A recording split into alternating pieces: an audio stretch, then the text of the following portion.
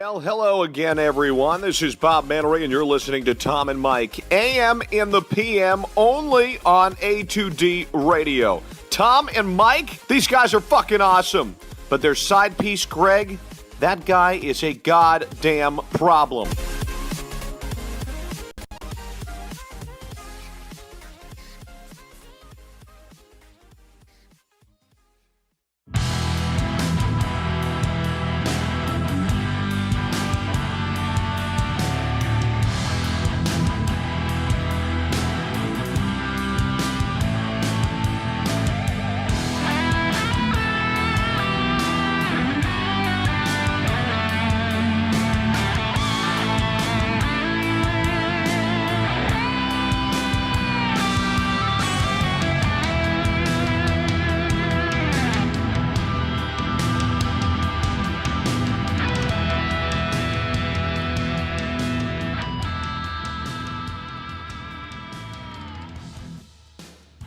Giddy up, Tom. Mike. AM. In the PM. A2D Radio, live from the Real Talk Studios. Every Wednesday night, though, we're brought to you by our certified public accountant. Make them yours. Find them on the web, GibsonMayer.com. Tom Renone, Michael Mataraki, Peter Young in the house, Dan McGuckin back in the house, Robbie DePove on the ones and twos, Greg Milwaukee flying home from sunny Florida. Probably listening to us on the plane. Yeah, probably is. He pulls punches and pulls cards like that. He's great at that. Later on, we'll open a conversation like we always do. Comments from the family. We'll do that throughout the entire show, obviously. We'll turn the page of the Eagles later on in the show. Post-MLB trade deadline predictions. Got to go over that. A lot of moves, a lot of shakers. The Dodgers got a little bit richer, adding Dozier. There's a lot of moves out there. So we'll give our post-MLB trade deadline predictions. But obviously, a lot of Phils to talk about. Key additions, Asdrubal Cabrera, Aaron Loup, Wilson Ramos. Ties right into our poll question, brought to you by Scanzano Sports. Find on the web, scanzanosports.com. Which member of the Phillies will have the greatest impact on this team for the remainder of the season? Asdrubal Cabrera, Wilson Ramos, Aaron Loup, or J.P. Crawford returning from the DL? Returning from the DL. And it's interesting. The reason that we threw that in there tonight for the fam, you know, for the loyal ones, they'll know because we do this every year. 2 years ago, JP at Reading goes on the DL, comes off, sets it on fire for the rest of the season. Last year, Lehigh Valley, JP goes on the DL, comes off the DL, sets it on fire for the rest of the year. Can he repeat the same thing this year with the Phillies? Be interesting. It would be. It's concerning that he's always banged up, though. It is. You know, no question. A little Roman Quinn effect that, you know, people are clamoring to start center field for this baseball team, which is just a crock of shit to stop watching baseball. I love Roman Quinn. I think he deserves, obviously, to be the fourth outfielder. I have no issues there, but he has no right starting over Asdrubal Cabrera. I just love people who never tracked a fly ball in their life, especially a line drive. Okay, that hung up in the air. You need to make that catch? Absolutely, you need to make that catch. But we crush guys. It's 162. Like, if I went around the big leagues and picked apart dudes, I could pick apart a lot of dudes, a ton of dudes. And it's not fair to a guy who that night also had 3 hits, right? I mean, keep in mind the good and bad that you got to take with some guys, all right? Does he make some boneheaded mistakes? Absolutely. But I love that people that aren't in the know want to jump on him and be like, well, that's why you didn't start last night. No, if you ask Gabe, that was a scheduled day off. So, I mean, Roman Quinn, how many times have we talked about him? And it's the same thing as JP. The guy can't stay off the disabled list. Right. So, you know, he's a nice player. He's a real good fourth outfielder. He may start on a lot of teams in the Major League Baseball, but he can't stay on the field. So I'll look at Danny and say, Danny, what do you say, buddy? What's your response? Well, I really like Roman Quinn, but at the same time, yeah, he can't stay off the disabled list. And Jason Stark was talking about how a lot of teams are really in love with Roman Quinn, and they're like jealous of the Phillies, like that they have him. Mm-hmm. But what does that matter? Like, he's not going to do anything if he's injured all the time. So you go in Ramos, Loup, Cabrera, or Quinn. Yeah, jump back to the polls. People just chiming in, jumping in. Which member of the Phillies will have the greatest impact on this team for the remainder of the season? Asdrubal Cabrera, Wilson Ramos, Aaron Loup, J.P. Crawford coming off the DL. Let us know. Facebook, Twitter, Instagram, YouTube. HED Radio is where you can find us. Danny Boy, we'll be reading all your comments, concerns, and bullshit like we do every Wednesday. Danny's Take it away, Danny. I'm going leading Ramos, off, man. leading off on the poll question. Leading I off don't for your care Phillies. if he's not back till September 1st. I'm going Ramos. That dude's going to be a stud when he comes back. Pete, new to the couch, new to the casting couch. No, we would like to have ladies on the casting couch, not other grown men. Hey, but look, you can't win it all. I offered up my spot to a lady today, and she declined. So That's good. That's one of my mother's friends. I'm glad that we do not have her on the casting couch. just saying, I was gentlemanly. That'd be inappropriate. Pete, do it up, buddy. I'm sorry I'm not an attractive lady, but I'll do my best. You look great to me, buddy. I know, right? I had a My couple hair- drinks beforehand, so my you look glasses delicious. are looking good. My hair's looking fine. It's great. I kind of agree with Dan. I was looking over a lot of the stats before I came over. I wanted to get myself ready and everything. And Wilson Ramos is a very good player. Like, I don't understand why people some people were upset with the trade. They're like, oh, what do we need Wilson Ramos for? I'm like, because Andrew Knapp is awful. Have you seen Jorge Alfaro try to catch a ball lately? Yeah, right. That's another good point. It's like, I'm a really big Alfaro guy. I think he's going to be a really good player. He swings like he's trying to smash the earth to a million pieces. It's hilarious. Yep. Mm-hmm. But his arm is phenomenal, and no one's running on him. He's going to get you every time. But as good as he is and as good as he could be, Ramos is just better. Like, he was an all-star catcher before he went down. In the month of July, he was batting .333. So, he's got a lot of talent. They're like, oh, well, he's just going to leave at the end of the year. Why not? Why can't we just re-sign him? We have all the money in the world, and there's a lot of opportunities after the season, whether it's Machado or Harper or any of the other guys. I think Wilson Ramos could land himself a job this season, and I think he's probably going to be the most important member of the Phillies added in during the trade deadline. You know what's funny? Let's add a little side piece poll question for the family, since the side piece isn't here, Mr. Milwakovic. So let's add a little side piece poll question for the family. Since you said Machado and Harper, add that on to a little poll question. If you had your choice of the two, you can only have one of them. Okay, you can only have one. Easy. Is it Machado or is it Harper? I like people to get a little feel for that one, too. Because for me, it's not even close. Yeah, me neither. It's not Me even neither. Me freaking neither. close. Me neither. And It better be the right answer, though. it's the right answer for me. It's Machado all day and twice on a doubleheader. Better be the one that plays the left side of the diamond. It's just not. It's not Harper for me. I can find guys who bat 220. I really can who can drive the baseball. I can't find guys who can drive the baseball and bat 300. Right. They're hard to find. Them guys don't grow on trees. With all due respect to Bryce Harper, he's not a top 5 player in baseball. Manny Machado is a top 5 player in baseball. So there's not even a debate. Like, if I had to throw $500 million or $400 million at a guy, it's easy Machado for me over Harper. Yep. And I don't love Harper, but I also, part of me hates him because he's a national, but I don't overly hate him. But it's just so easy because Machado does it all. And shortstops, I think you said it earlier, Pete. It might have been you on the Facebook page that said, it was you or somebody, but says shortstops don't grow on trees. It might have been Bob Maloney. They said, you can't find shortstops like that all around baseball that have that kind of production. I think it was Bob who said it, but I know one of you guys said it. Yeah. But to our poll question, I know people are already chiming in, so let's get to some of the family. Mike, Woody. You got an answer on that one? To the poll? Yeah. Both boys already went. You didn't go yet, did I you? didn't go yet. You want to go or you want me to go? You can go. I'm going with Cabrera. And the only reason that I do Bastard! the only reason that I do that is because I need to see when Ramos is coming off the DL. Yeah. I mean, if Ramos comes off the DL in 2 weeks, there's every possibility that it could be him.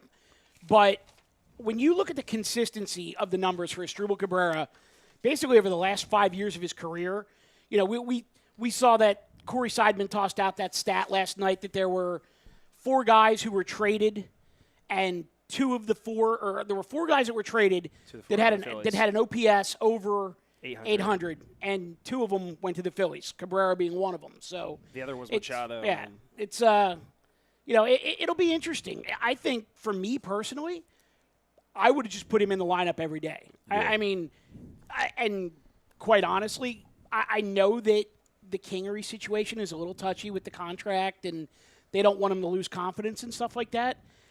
I may have been inclined to send him down and let him get every day at bats as a second baseman down in Lehigh Valley and get himself comfortable again.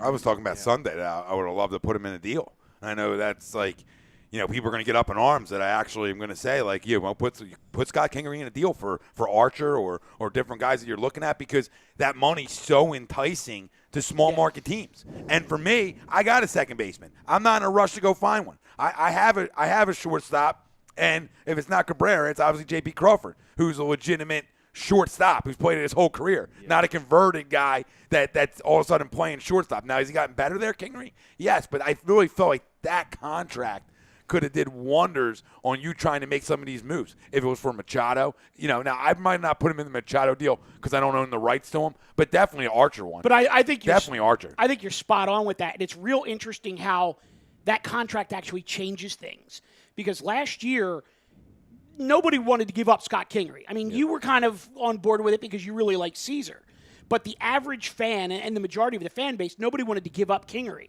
But now that contract makes him so attractive to other teams that you could include him in a deal with that attractive contract and not have to give up one of your top 5 or top 10 prospects to get a guy like an Archer or somebody like that. So it's an interesting turn of events for sure.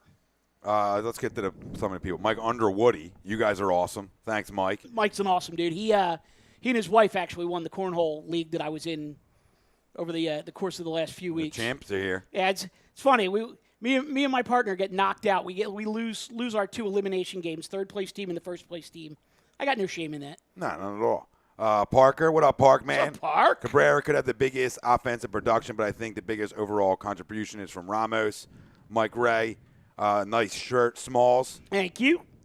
Ralphie D, the boys are back, baby. What up, Mr. Negadelphia? And he said Harper would have caught that ball, just saying. Well, Harper's a right fielder. I thought Ralphie was supposed to be in the 700 level playing Xbox tonight. That's what he claimed. Frank Vespi says, as of right now, give me his Drupal. Good offensive upgrade in the infield. And Greg says, are there notes on the couch? Is that allowed? James Wilder, couch notes. So everybody loves the notes. Newbies are allowed to have notes. Yeah, he's allowed to have notes. Once. Mike Parker, Ramos can contribute sitting in the dugout, and he's right to a point. I would agree with that. James Wilder, sorry, new guy. Welcome to the couch. It's okay. I have no sound. at the moment. Okay, he has no sound at the moment. Turn your volume up. Al Angelucci, there are 9 players on the field. It's a team sport. Agreed. Agreed, no shit. Is that allowed?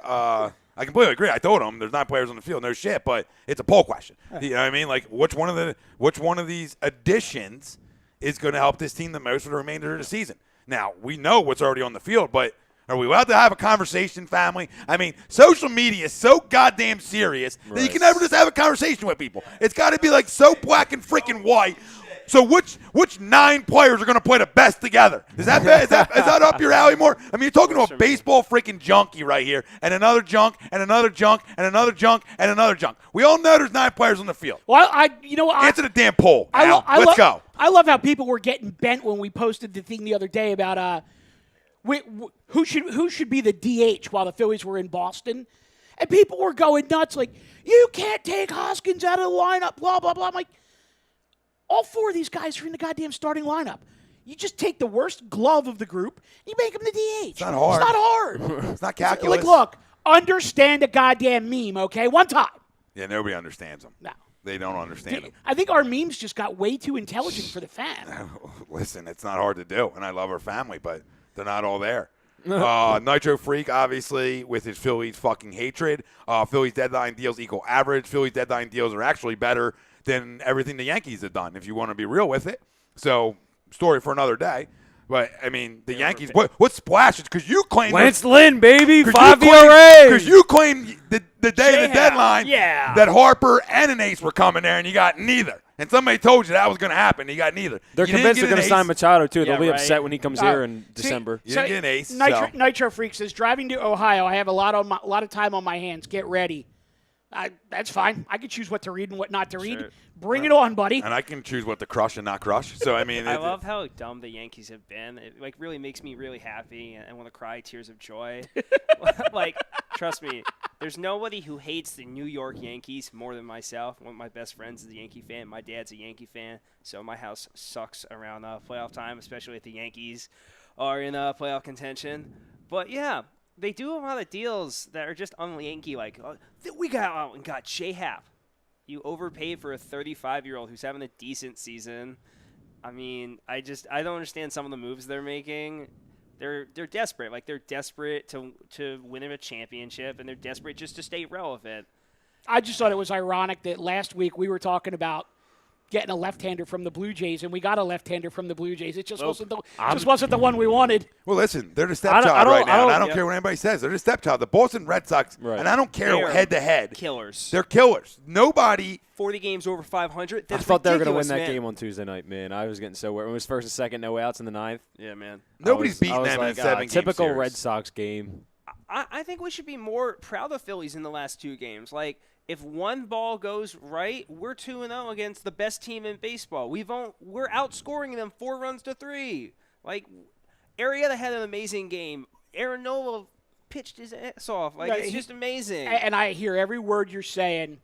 Had they not completely shit the bed in Cincinnati, yeah, I'm right there with you, man. Everyone would be right there with you. The problem with these guys, and it's youth, man. It's not even to an extent, yes. But I think what it is that youth. With that youth comes inconsistency. Yep. And I think what it is it's the inconsistency is what's maddening. Because they'll go 2 or 3 weeks playing really decent ball, and then they go into, Cincinnati. And granted, Cincinnati is a very improved team since Jim Riggleman took over, but you got to at least come out of there with a split. Yeah. I'm kind of mixed with the Cincinnati series. Like, I went into it thinking, okay, this is going to be a surefire, maybe three out of 4, Like, we're going to take this. Like, it's going to be a piece of cake. And then as I started looking up stats, looking up more stuff, they're like, they've been really hot. Like, since, I think, late June, the Phillies and the Cincinnati and the Reds have been the hottest teams in baseball. We won, I think, 43. They won 44. And it was like a really more even series going into it than I think a lot of people gave credit for. They were just looking at the overall statistics and their overall numbers rather than who they've been playing, what's been going on with the team. And right, which is why I said they're a much improved team. But if you expect to win your division, you got to go in there and at least get a split. You got to play 500 ball on the road and then take 2 out of every 3 at home. It's just how it is. I expect them to, at worst, go 2-2. And to go 1-3 on that trip, it kind of sucked. And then to blow it in Boston the next day, it was just like, are you kidding me? Come on. It's there. It's right there. You just got to play a little smarter. And the thing in Philly is, let's kill the guy after one mistake. It's been a while since we heard people curse out and yell and scream at a Double for being a moron or whatever he is this week or next week. He's a phenomenal player. And like what you were saying earlier, Tom, I like Roman Quinn. He's a really good player. He's a good prospect. He is fast as hell. The fact that he got clipped at second, I was shocked. That dude is speedy. They were perfect throws. Yeah, right? It's exactly Yeah, clipped Twice, but they were both. Yeah, well, guess what? You don't learn how to get jumps on major league pitchers in the minor leagues. Yeah. It's something he's going to have to develop. But, yeah, like, I'm not starting him over Odubel. It's just not happening. He's a career 290 hitter. Yeah, he's having a phenomenal season. He was robbed of an all, went over the moon for. It's not an apples to apples comparison because Don Brown did it at the major league level. The thing with Roman Quinn is he's one of those guys that you've been hearing about coming through the system for 4 or 5 years now. And everybody's just licking their chops like, I know. Oh, when can we get Roman? When can we get Roman? When can we get Roman? And now all of a sudden he's healthy and he's here, and everybody's flashing back to 2 or 3 years ago when this guy was supposed to be the next coming. And the injuries and everything like that have just, right now to me, he is what he is. He's a real nice fourth outfielder, but to try to get more out of him, and I agree with what you guys are saying completely. On an everyday basis, you don't start him over Odubel. No way. If you feel like the season's starting to get a little long for Odubel and you want to give him a day off once a week, fine. Yeah. Roman Quinn's a switch hitter. You're facing a tough lefty. You want to give Odubel a day off. You play Quinn. And if you want to do one of those things where you're taking Quinn and you're doing him, a day in right field, a day in center field. If Hoskins starts to cool off, maybe a day in left. Right now, I'm not taking Rhys Hoskins out of my lineup. It's No ridiculous. way. He's been murdering that baseball lately. But, it's we need to be smart about this. The guy comes up, he has a couple good games. Let's just, pump the brakes a little bit on this kid. I agree with what you're saying about Roman Quinn, but it's like it's such a Philly thing where it's like they're in the minors, they're doing amazing, they're like the future. You don't understand how much the future they are, and we overhype them from time to time. We get a little crazy. I think we should pay attention to what's going on in front of us and not just pay attention to the name. You know? No, you're absolutely right. Dion chiming in. What up, Dion Brown? I took North tonight, Dion, fellas. what are you drinking tonight? 2 6-packs of Molson on deck. How about that, eh? Well, you know who's going to love that. The Canadian goat's going to love that. Wait. Is that Molson Golden or Molson Ice? Or Molson Canadian? Because I do love me some Molson Canadian during hockey season. Zeke saying, yo, fam. What's up, Zeke? Ramos, if that fucker can stay on the field. And then he says, is this Kyle's replacement? Shout out to Freak. Chrome, Wilson Ramos, if healthy, he's an immense pickup. Oh, Chrome decides to chime in from Disney. from sunny Florida. From Disney. Thanks, Chrome. I miss you, Pumpkin. I miss you. Spielman, the Phillies traded for a guy with a hamstring injury that's a catcher. They traded for an injured unknown player, but would trade for fucking Happ, but wouldn't trade for Happ, proven healthy pitcher. I don't know. I mean, I wasn't in love with bringing back Cole Hamels or J.A. Happ, to be honest with you. They were just the names that were out there. I just think people love to bring guys back here. Like nobody's ever willing to let guys just go and stay going. Everybody always anytime any player that's ever been here, his name comes up. Like, for instance, Jordan Matthews today. Okay, oh, God. Go start your car in your garage. Start your car in the garage, run it, windows up, and let that bitch run till you ain't running no more. I mean, it's that simple. The fact that you even question about bringing that guy back with, one, all the talent that's at the wide receiver position on this football team, but it's just a love affair for guys who were mediocre here that guys fall in love with. He was the only now, okay player on a not shitty team, Hamels. so people fall in love with him. I mean, J.A. Happ stunk here. Did we forget that? J.A. Happ flat out stunk here. He got pretty good when he left here. Now, Cole, we know what Cole brought us, okay? We know what he brought us, but he's freaking 36 years old. Right. Okay, he's getting – now, granted, it's in the American League and he's getting hammered, but his numbers aren't going to change much over here. I promise you that. He's not – the guy he used to be. There'd be way too much expected of him if he came back. Like, oh, Cole's going to take us to the World Series now. It's just unrealistic stuff. It's just unrealistic. The Jordan Matthews question is easy. I mean, it really is. Bro, let me finish my sentence. Come on. It's you're going to bring back Jordan Matthews? Okay, who do you cut?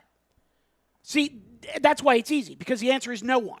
Jordan Matthews is not better than any of the top 5 receivers that the Eagles have right now. And what are you going to take snaps away from Aguilar in the exactly. slot? Why? Exactly. He's not better than Nelson. I know, exactly. Yeah, he's looking beastly right now in camp. Let him do what he's doing. He's going to continue to kill it like he did last year. But these morons think it's Madden and that they'll automatically they'll rub his hammy better and all of a sudden be healthy again. He goes back to Jordan Matthews of 2015. Yeah, no, it doesn't happen that way. Ron Hoffman chiming in on Facebook. Respect from Vegas. Philly transplant from the Northeast. What's up, Ron? What's up, Ron? Love you chiming in. Glad we can get you through the Vegas frauds down there.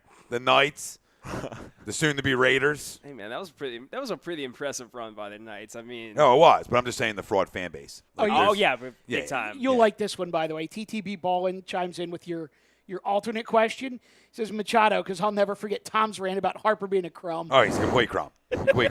Just ask around. Nobody likes him. Nobody in the game likes him. The book is jumping, or the tube is jumping tonight. Chris Asteroid, Matthews won't play this year. Practice squad, maybe. Well, he can't be on a practice squad because he's been in the league too freaking long.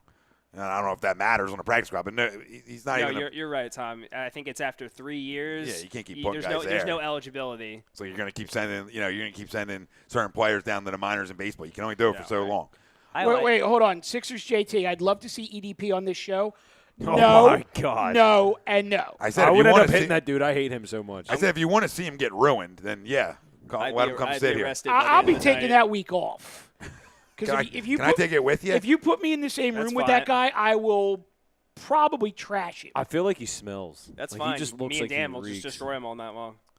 Ron's a Knights. I guess he's a Knights fan. He said, Knights, baby. We played a Flyers game 1 here in Vegas, so that's going to be fun, though. That's going to be a little – that's a cool trip. That's a good game. That's a great trip for anybody traveling. I mean, there's no better place than Vegas. Chrome just left Epcot. No better way to cap off an awesome day in Disney. And some great conversation with the A2D fam. Astray, for you guys saying you one-on-one Cole back is crazy. He still has some left in the tank. Chris, point me to what's left in the tank. Point me to the tank so I can help him re-fucking fill it. There's nothing left in the tank. There's zero. He had an earned run average over like 4.5. 4.7. 4.7. What makes you think I'll put it down to 4.2 in the National League? Yeah, come on. What makes you think he's going to flip a switch and all of a sudden be better than what's already on this roster? Like, if I'm going to upgrade, it's for what's better.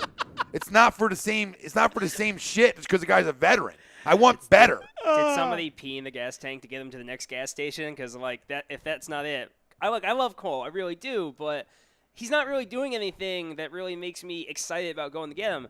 At least with Hap, he's having a much better season. And if I'm being frank, if I have to see Nick Pivetta pitch one more time, I'm going to gouge my eyes out with a switchblade. Ugh. I got news for you. You do a head-to-head comparison between Pivetta and Archer, the stats are almost exactly the same this year. I know. And I understand that Archer pitches in the American League, and Would have liked Archer. It's tougher to do. I would have liked Archer as well.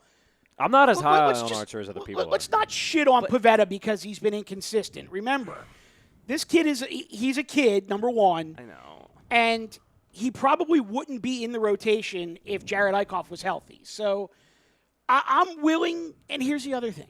You get into a playoff series, your rotation drops to 4 men anyway. True. So Pivetta will be working out of the pen. What you basically need is for Pivetta to just not implode before the season ends and cost you too many games. And then you can work with it. But he's a number 5 starter. You can't complain too much. Yeah, exactly. I mean, let's not talk about Pivetta and criticize him as if he was a number 1, because to Dan's point, he's a number 5. F. Deems chimed in and says, "I want to slap whoever wants Matthews back." Can I slap away too? My man. I'll take whatever part of the lineup you want to give me. I'll be the 5th guy up in that lineup for a slap. Can I just slap Elliott Short-Parks and make myself happy? And that's another thing. You know, Chad Holston came in and he said, dude was a beast at Vanderbilt, but can't catch anymore. That will get you cut quick. But even bigger than that, do you notice that, and we talked about it ad nauseum, Mike, but, you know, some things are contagious in sports. And the drops around this entire football team when he was here was extremely contagious, where this dude was on the jugs 24/7, and he still couldn't catch a cold with the entire team. They were all jugging it up. And then what did it translate? Translate to Nelson not being able to catch a pass. I mean, the list went on guys who couldn't catch when he was here. The second he left. Don't get me started on that one. The second he left, what happened? Well, I tell you all the time, I'm a huge believer at times that there is addition by subtraction. Yeah. We've seen it with the Phillies. We've seen it with the Sixers. We've seen it with the Flyers in the past. And we saw it with the Eagles, because as soon as Jordan Matthews left, that entire receiving core got better. But couldn't you also – I agree, Mike. Couldn't you also argue as the wide receiver coach? I think we got much better in that area, and he was just helping guys. Oh, yeah. I mean, of course. And you bring different talent in. I mean, agreed. You know, obviously Alshon is going to be a much better number 1 than Jordan Matthews. But he's a better vet, too. Yeah, I mean, it's a better, more experienced veteran, a guy who was playing his ass off for a contract because he was on a prove-it deal. And just, you know, an all-around better athlete. But I think Chad is spot on. I mean, Jordan Matthews at Vanderbilt versus Jordan Matthews' first 2 years in the league versus the Jordan Matthews you have now, I mean, this guy's basically on his way out the door. Now, granted, he'll retire a very rich man, but, you know, who's going to take a shot on him now? He can't catch and he can't stay healthy. I mean, couldn't you say the same thing about Michael Floyd? I don't understand why people keep throwing him a ball in. He could be a tank player. I mean, maybe some shitty team will pick him up. And it's possible. Maybe. Cleveland? Maybe. I don't know. I actually have high hopes for Cleveland this year. No, I'm not triggered, Kyle. If I was triggered, I'd drive to Canton and whoop your ass if I was triggered. You don't even know what triggered is, Daddy. So what I was saying is Kyle doesn't own A2D. Newsflash, okay? Kyle doesn't pay the bills for A2D. Newsflash. So Kyle they can talk about him getting EDP on all day. That's approved right here, babe. And if that ain't approved right here, sorry, maybe next time. Back to some Cole. Chris Estray. Oh, keep yapping, Cole. Keep yapping. Cole will be back telling you guys he's not done. He will help the Cubs out. He will get 7 or more wins before the season's over. And I said, load up. How much money I hope you he comes here in the playoffs and we light him up. Honestly, though. 7? No way. Here's the thing. Seriously, though. I hope he goes to Chicago, does really, really well with the Cubs, and then the Cubs say, you know what? That option year is a little rich for our blood, and he becomes a free agent, because then I would want to see at that point who picks him up, what the interest level is. I feel like we really need to take the blinders off, especially with former players. Like, yeah, they were great for us. They meant so much to us with all these great memories and everything, but sometimes the past is in the past. When you got a good thing going with a nice lady, you're not going back and talking to your crazy ex. It's just not happening, man. You got a good thing going, keep the love strong. Don't go back to the past, man. Nothing good's gonna happen from it, man. Can people ask me a question? What is the EDP love? Like, I'm not taking shots at none of you guys unless you want me to. But like, the dude's a fucking blowhard with no clue. Like, I mean, like most dudes, like, I'm loud, I'm obnoxious, I get it, but there's a lot up here, babe. Yeah. All right, there's nothing up there. Like, it just, he's not even from Philly. He's from California, or something. Like, I just don't understand. Explains a lot of it. I just don't understand. Like, I mean, people fall in love with a character. Yeah. Dude, I don't need so many more views. All right, exactly. All right. I get there's 30 freaking thousand followers where we're on Facebook. I don't need him. I don't need to sell out for some jabron. Like, you know what I mean? Damn, like, if he wants to come in here, he can come in here and get his doors blown off. I'm all for it, because I'll make you all see how much of a fool he really is. So yes, actually, I'm doubling down. Bring his ass in here when I get home from vacation, and I will personally show y'all how big of a Philadelphia sports fraud he really is. Because he ain't a fan. He's a freaking comic. He's a freaking character. He's not even real. He's not real. That's real talk. Listen, watch any of his videos. I bought into it early on, and then I got a clue. And it was that simple. Yeah, right. And then I bought a clue. Let's start at the beginning. I don't even know where that is, but please. Well, everybody knows what EDP means, but I'll be damned if he's getting any of that to start, because any female's going to look at him and go, get the hell out of here. No. Hell no. So, number one, the handle EDP, he ain't eating any P. Bottom line. No. Number two, He might be eating a D. This is a guy who goes and cuts videos, basically cutting wrestling promos on the team that he loves so much when they're down 10-7 at halftime of a football game. Watch the fucking game, find out what the end result's going to be, and then go shoot your little YouTube video later. Team went 13-3 last year and won the goddamn Super Bowl, and he still can't find anything positive to say. So to me, that's a freaking jabron. That's a character. That's a bandwagon. I'm going to do this for the clicks. I'm going to do this for the quote-unquote ratings. He's a fraud. He's a jackass. He can't rant at all without dropping 37 curses out there. And to me, that is just a sign that he's really not all that intelligent, because if you have to take it to profanity, it means you've got nothing intelligent to say. When I use profanity, it's because I feel like it makes me smarter. Him, not so much. I don't mind dropping an occasional F-bomb, you know what I mean? But, like, that's all he does is bleep, bleep, bleep, bleep, bleep, bleep, bleep every, 30 seconds. And he's not smart about anything. He's just a loud asshole who wants to talk out of his butt, and he talks really loud so you know he means business. He really doesn't, though. He's not very smart. This is the same dude who killed the Eagles for going out and getting Carson Wentz. Okay, Angelo Cataldi, get the hell out of here. Please know your crap. You got to know what you're talking about if you're going to be on that platform. I hate the fact that he has a platform, because he doesn't know anything about sports. He's just a loudmouth who wants to talk. Well, he has a platform because anybody can have a YouTube platform. Right, Nitro Freak? Ooh, we got the shotgun out. Yeah, listen, I just don't feel like having a conversation based on the same guy. Let's bring some sports back into this conversation, please, because I don't need to continue to talk about this dude. He can come in here. This door's always open. We ain't flying him in. Yeah, right. Yeah, I'm not gonna, and I'm definitely not gonna be on my knees blowing him when he walks in the studio door either. Hell no. You know what I mean? Hey, what's up, dude? He might be a good dude, might not be a good dude. What did he say? It's not intelligence if it's an unfiltered platform. Use it to your advantage. Okay, dude. I use curse words to my advantage. Okay, all the time when I'm fired up about stuff. Yeah, but you can actually form a sentence without using them. Yeah, I just love how Kyle, go join his platform, babe. You know what I mean? You don't like it over here so much. You got to tell people how to run a ship that's grown a platform in 2.5 years. You can go with him then. You two go join together and be clueless together and enjoy yourself, Daddy, because that's what I got for you. Enjoy your trip to Canton, because when you come back next Saturday, you can go on his platform. All right? Fly out to L.A. Join his platform. You guys going to freaking blow up the feed about a freaking douchebag. Okay? I'm all open for people coming in here. Doesn't mean I like them. Doesn't mean I agree with them. I'll slaughter them. Okay? Take the pigs out, baby, because it's slaughter time. Okay? We're slaughtering everything. He don't want it. He don't want no parts of it. Kyle, you don't want no parts of it. And really nobody out there wants any parts of it. Stop getting me pissed off about a stupid fat piece of shit. Okay? Facts. Facts. Hashtag no notes. Hashtag the best in the business. Hashtag I run this city. Facts. Okay? Facts. Because one, I'm right over the bridge from the city. I grew up in the city. Okay? You don't have to grow up here to be a real fan, but he's a fraud fan. Not because he's never been here, because he's just a fraud. Listen to him talk. Okay? Facts. Do I got to continue on this road right now? No. Because I'm fired up. Tell him to come in right now. Fly him in. He's got so much money from all his YouTube clicks, right? He made it. Well, then fly on in, EDP. Shit. I would just like to see you just own his ass, because I know you would. I got everybody on Facebook who has a clue is saying the same thing. He's a moron. He's an idiot. He's this. He's clickbait happy. All right? Because I'll ruin.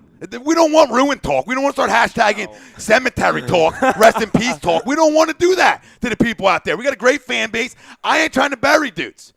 Like, literally bury them. Like, there's a cemetery right around the road. I'm going to dig it out already, some Italian talk, some hashtag mob talk, and I'm going to dig it out already, and we're going to place the body when we're done with them. That's factual, okay? And maybe Zuckerberg ain't going to like that, but I just said I'm going to commit a murder live on air. Okay, and I have no problem. I'm not running from it. I ain't running from it. I'll tell you what, if he does come in to do a show, maybe afterwards, I'll take him for a little tour of the Pinelands. There you go. Tom versus EDP in a casket match. There we go.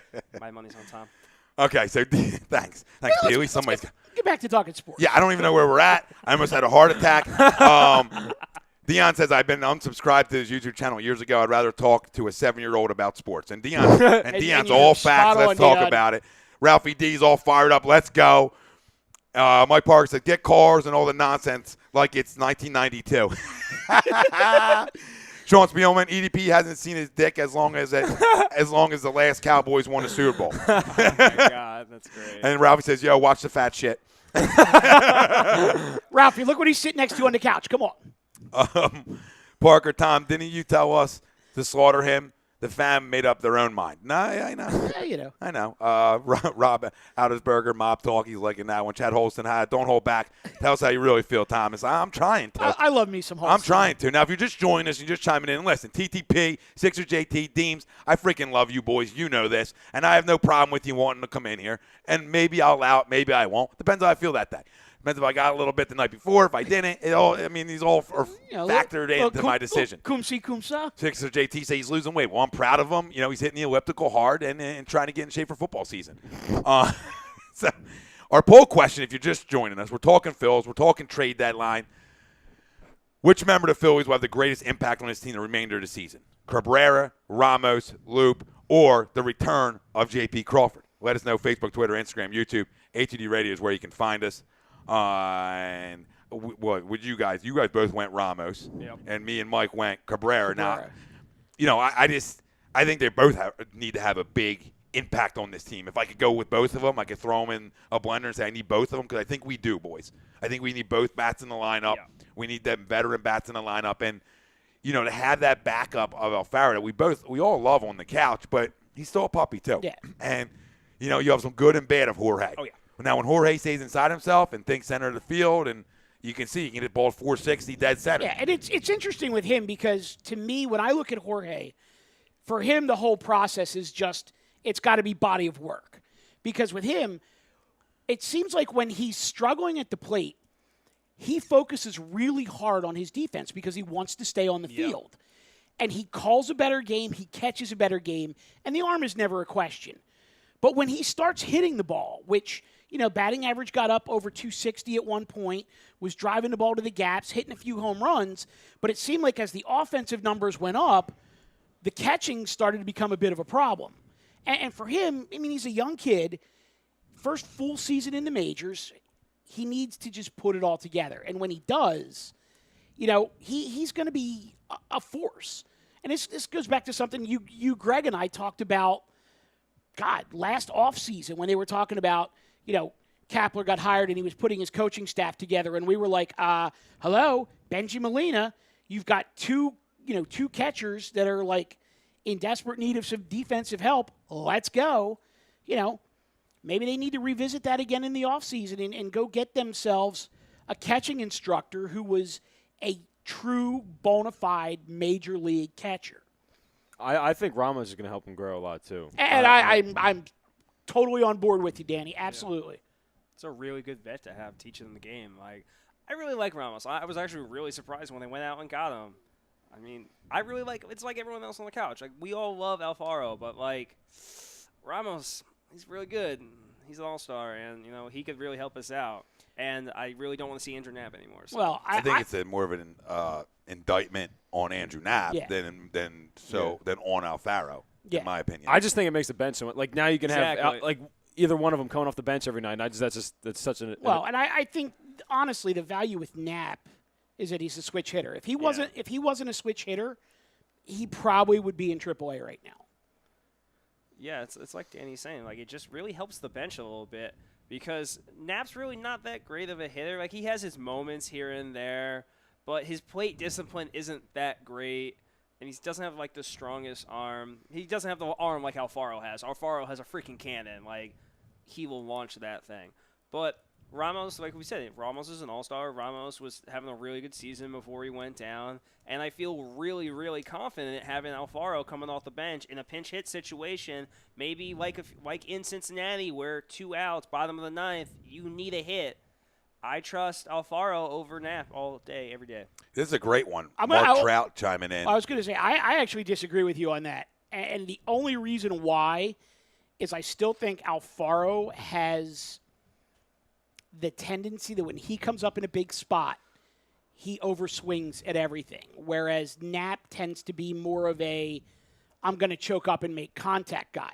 Problem with that is he winds up hitting the ball weakly a lot, whereas if Alfaro does get a hold of it, like Tom said, he hits it 430 feet to right center. So, again, it's youth with both of them. Exactly. But going forward, of course the answer is wrong with why? Like, yeah, wasn't his groin? What was wrong with him? Eichhoff was it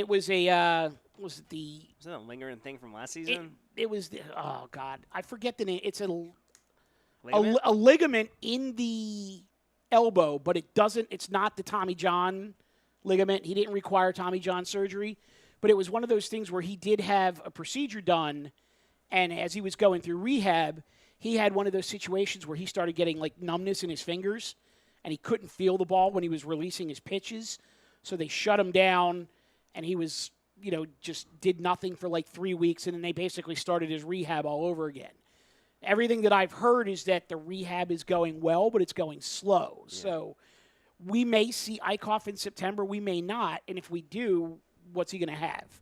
I love the kid. I mean, to me, I would just say, there was a point where shut him down the whole year and start again next year. Yeah. Because then, you're right. He started getting a little tingling in his fingers, and that's scary. Yeah. And now you're like, okay, this is just not going away. It's more nerves. It's more nerve damage, and then you're worried about that. But there was a point where we were talking about, the starters in this rotation, and he looked like, and this isn't directed at Noah, but outside of Noah, he looked like the guy who had ace-type stuff. Yeah. I mean, there was a stretch his first rookie year when you he were came, like, his command, everything. We got him from the Rangers, right? Yeah. Yeah. When he, and that, like, those last couple months, I was like, oh, this kid's really nice. And I was excited for him. And then, whatever. Yeah, and there were some people, Sixers JT, are Eichhoff or Lively ever coming back?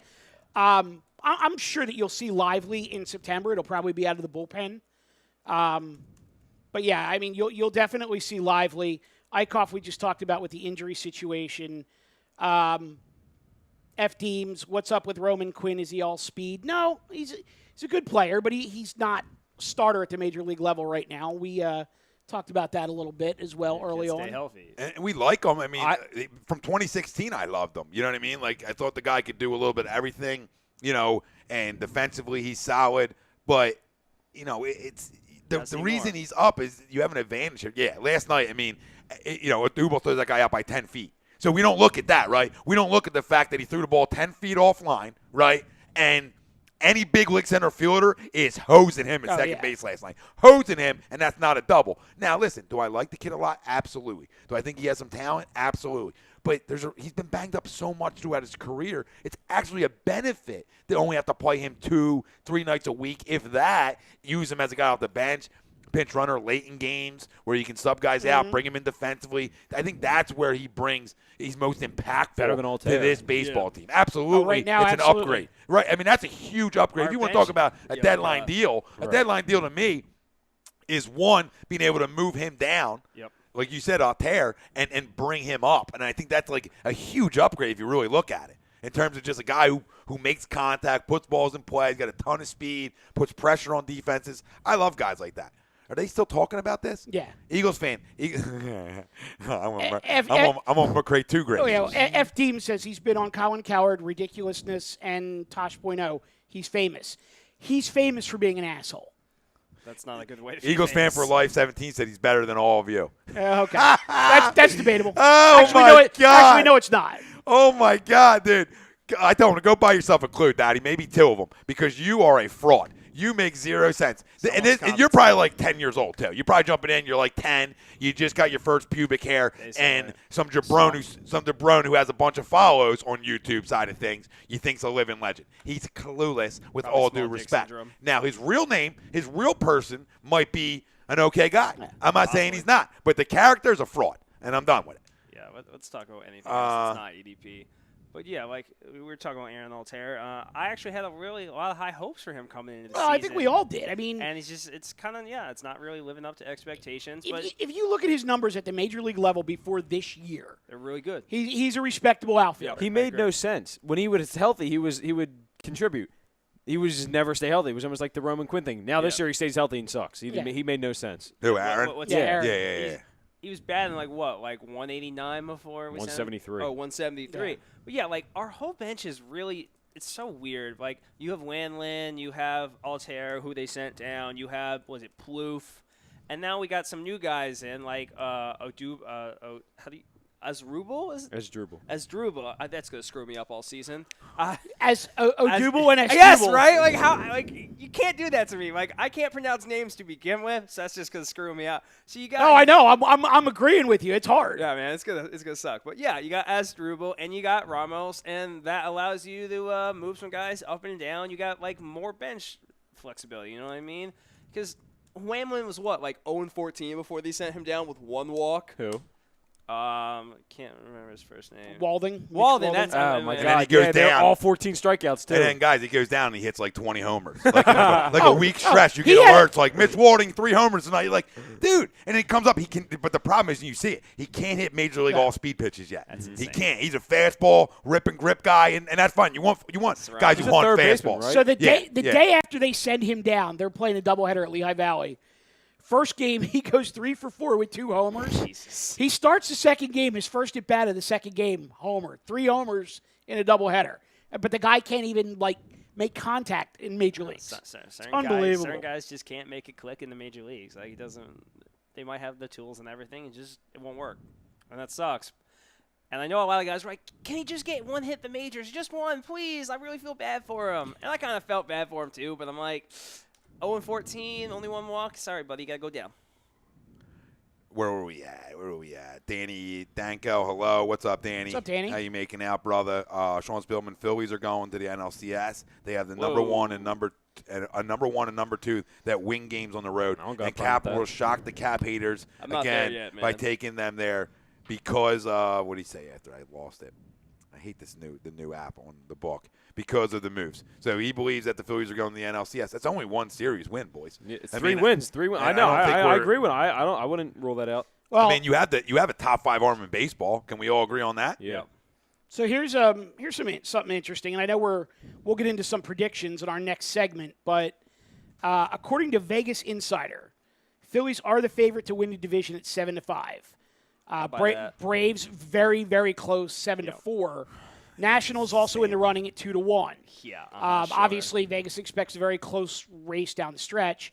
National League as a whole, this is where it gets interesting because they have Dodgers with the best odds at 2-1, Obviously. Cubs at 3-1, but now this is where it gets weird. They have the Nationals at 9-1. How does that So, work? so they're saying that the Nationals won't win the division, but could get in as a wild card. Then the Phillies and Brewers are at 10-1. Diamondbacks, Braves, and Rockies are at 11-1. That's a little So weird. it's, all right. but I'll be out seeing him play the Diamondbacks actually next week there you and the go. Padres. Send I'll go, send a little pictures. a little Freddie reunion. You know what I mean? Maybe I'll see EDP out on the West Coast too. He hopes not. He hopes not. Yeah, frauds. Love y'all. Do you regret the Galvis trade? Because I was No. thinking it. Really? Nope. Nope, not at all. I don't regret 230 guys. You know what I mean? I Right. can't like see this is not like not us, but this is where we get we'll get the wrong end of the stick or whatever they say, okay? We get stuck with a guy playing shortstop who's not a shortstop. Yeah. Now, and little do we know, what every baseball guy knows is that 98% of big league shortstops can flat out pick it. Right. Most of them. Even the ones who can't hit can flat out pick it. Now, is he a little better than Pickett? Yes, he's a little bit better than Pickett. But I can't have a guy batting 230 because that position isn't the position of old. That position isn't the position that you can get away with your shortstop not hitting and that kind of stuff. Well, that's a position where guys can still drive you 30 home runs and bat you 280, 285.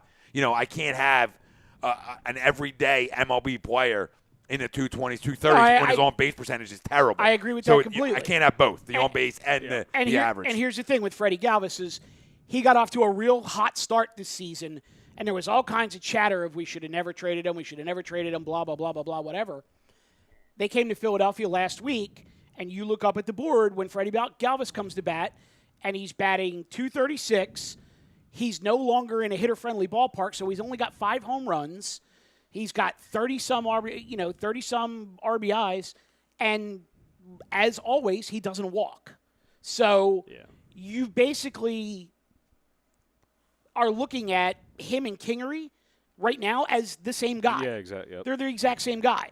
So are you going to keep Freddie around and stunt Kingery's growth and Crawford's growth, or are you just going to go get yourself an arm for him? Which is what they did. That's what they did. F-Team said, I'll take Adam Dunn 230. Well, you know, different strokes for different folks. I mean, that's a guy who's also hitting 40, 45 home runs. Yeah. So, you know, that's a power Dunn is position. nice. That's not your shortstop who you need a guy when most big league shortstops can hit the ball a little bit.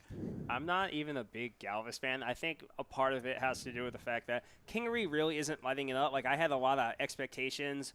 I was a big Kingery fan last year and going into the season, and I was really excited when they brought him up because a lot of people, especially Howard Eskin, thought that he wasn't going to be on the team. He's going to be back in the minors. And then when they signed him, I'm like, oh, yeah, Kingery is just going to be a fun season. He's a good player. He's going to have a great year. And he's been up and down. You know, I'm really waiting for him to turn that corner. And then there's Galvis, making me feel a little buyer's remorse every once in a while. I'd still take Kingery over him, but, you know, it's just out there a little bit. You know? But I think that's not who it was supposed to be. You know, it was supposed to be JP. It was open to you opened up that position for the number one prospect in your organization to come play. And everything was supposed to go that direction until the injuries creeped up on him again. And then actually before that a little bit, where not even the injuries, the genius head coach who wants to only look at analytics is trying to tell you that the analytics state that Kingery's a really good defensive shortstop. Anybody with two set of eyes can tell you he's not an everyday major league shortstop. He just doesn't have the range for it, right? Okay, you get the balls that are hit to him, great. But he's not going to get the stuff up the middle. You know what I mean? He's not going to take away hits or steal hits from guys. He just doesn't have the range. Just watch him. I'm not taking a shot at him. And then to compound the issue, right, and this is what I love with guys, right?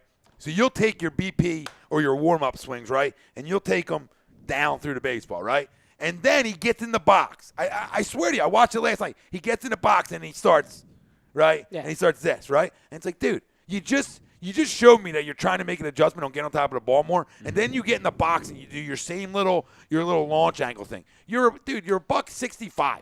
You know what I mean? You're 5 foot nothing. Stop trying to launch everything. Drive through baseballs. Okay, you're gonna have more success. He didn't do that in the minors, and everybody talks about it. That saw him play a lot of baseball in the minor leagues. That he drove balls. He was a line drive guy.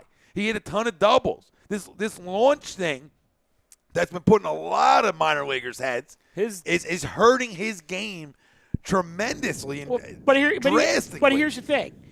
He was not Scotty launch angle coming through the system. I mean, everything he hit was line drives.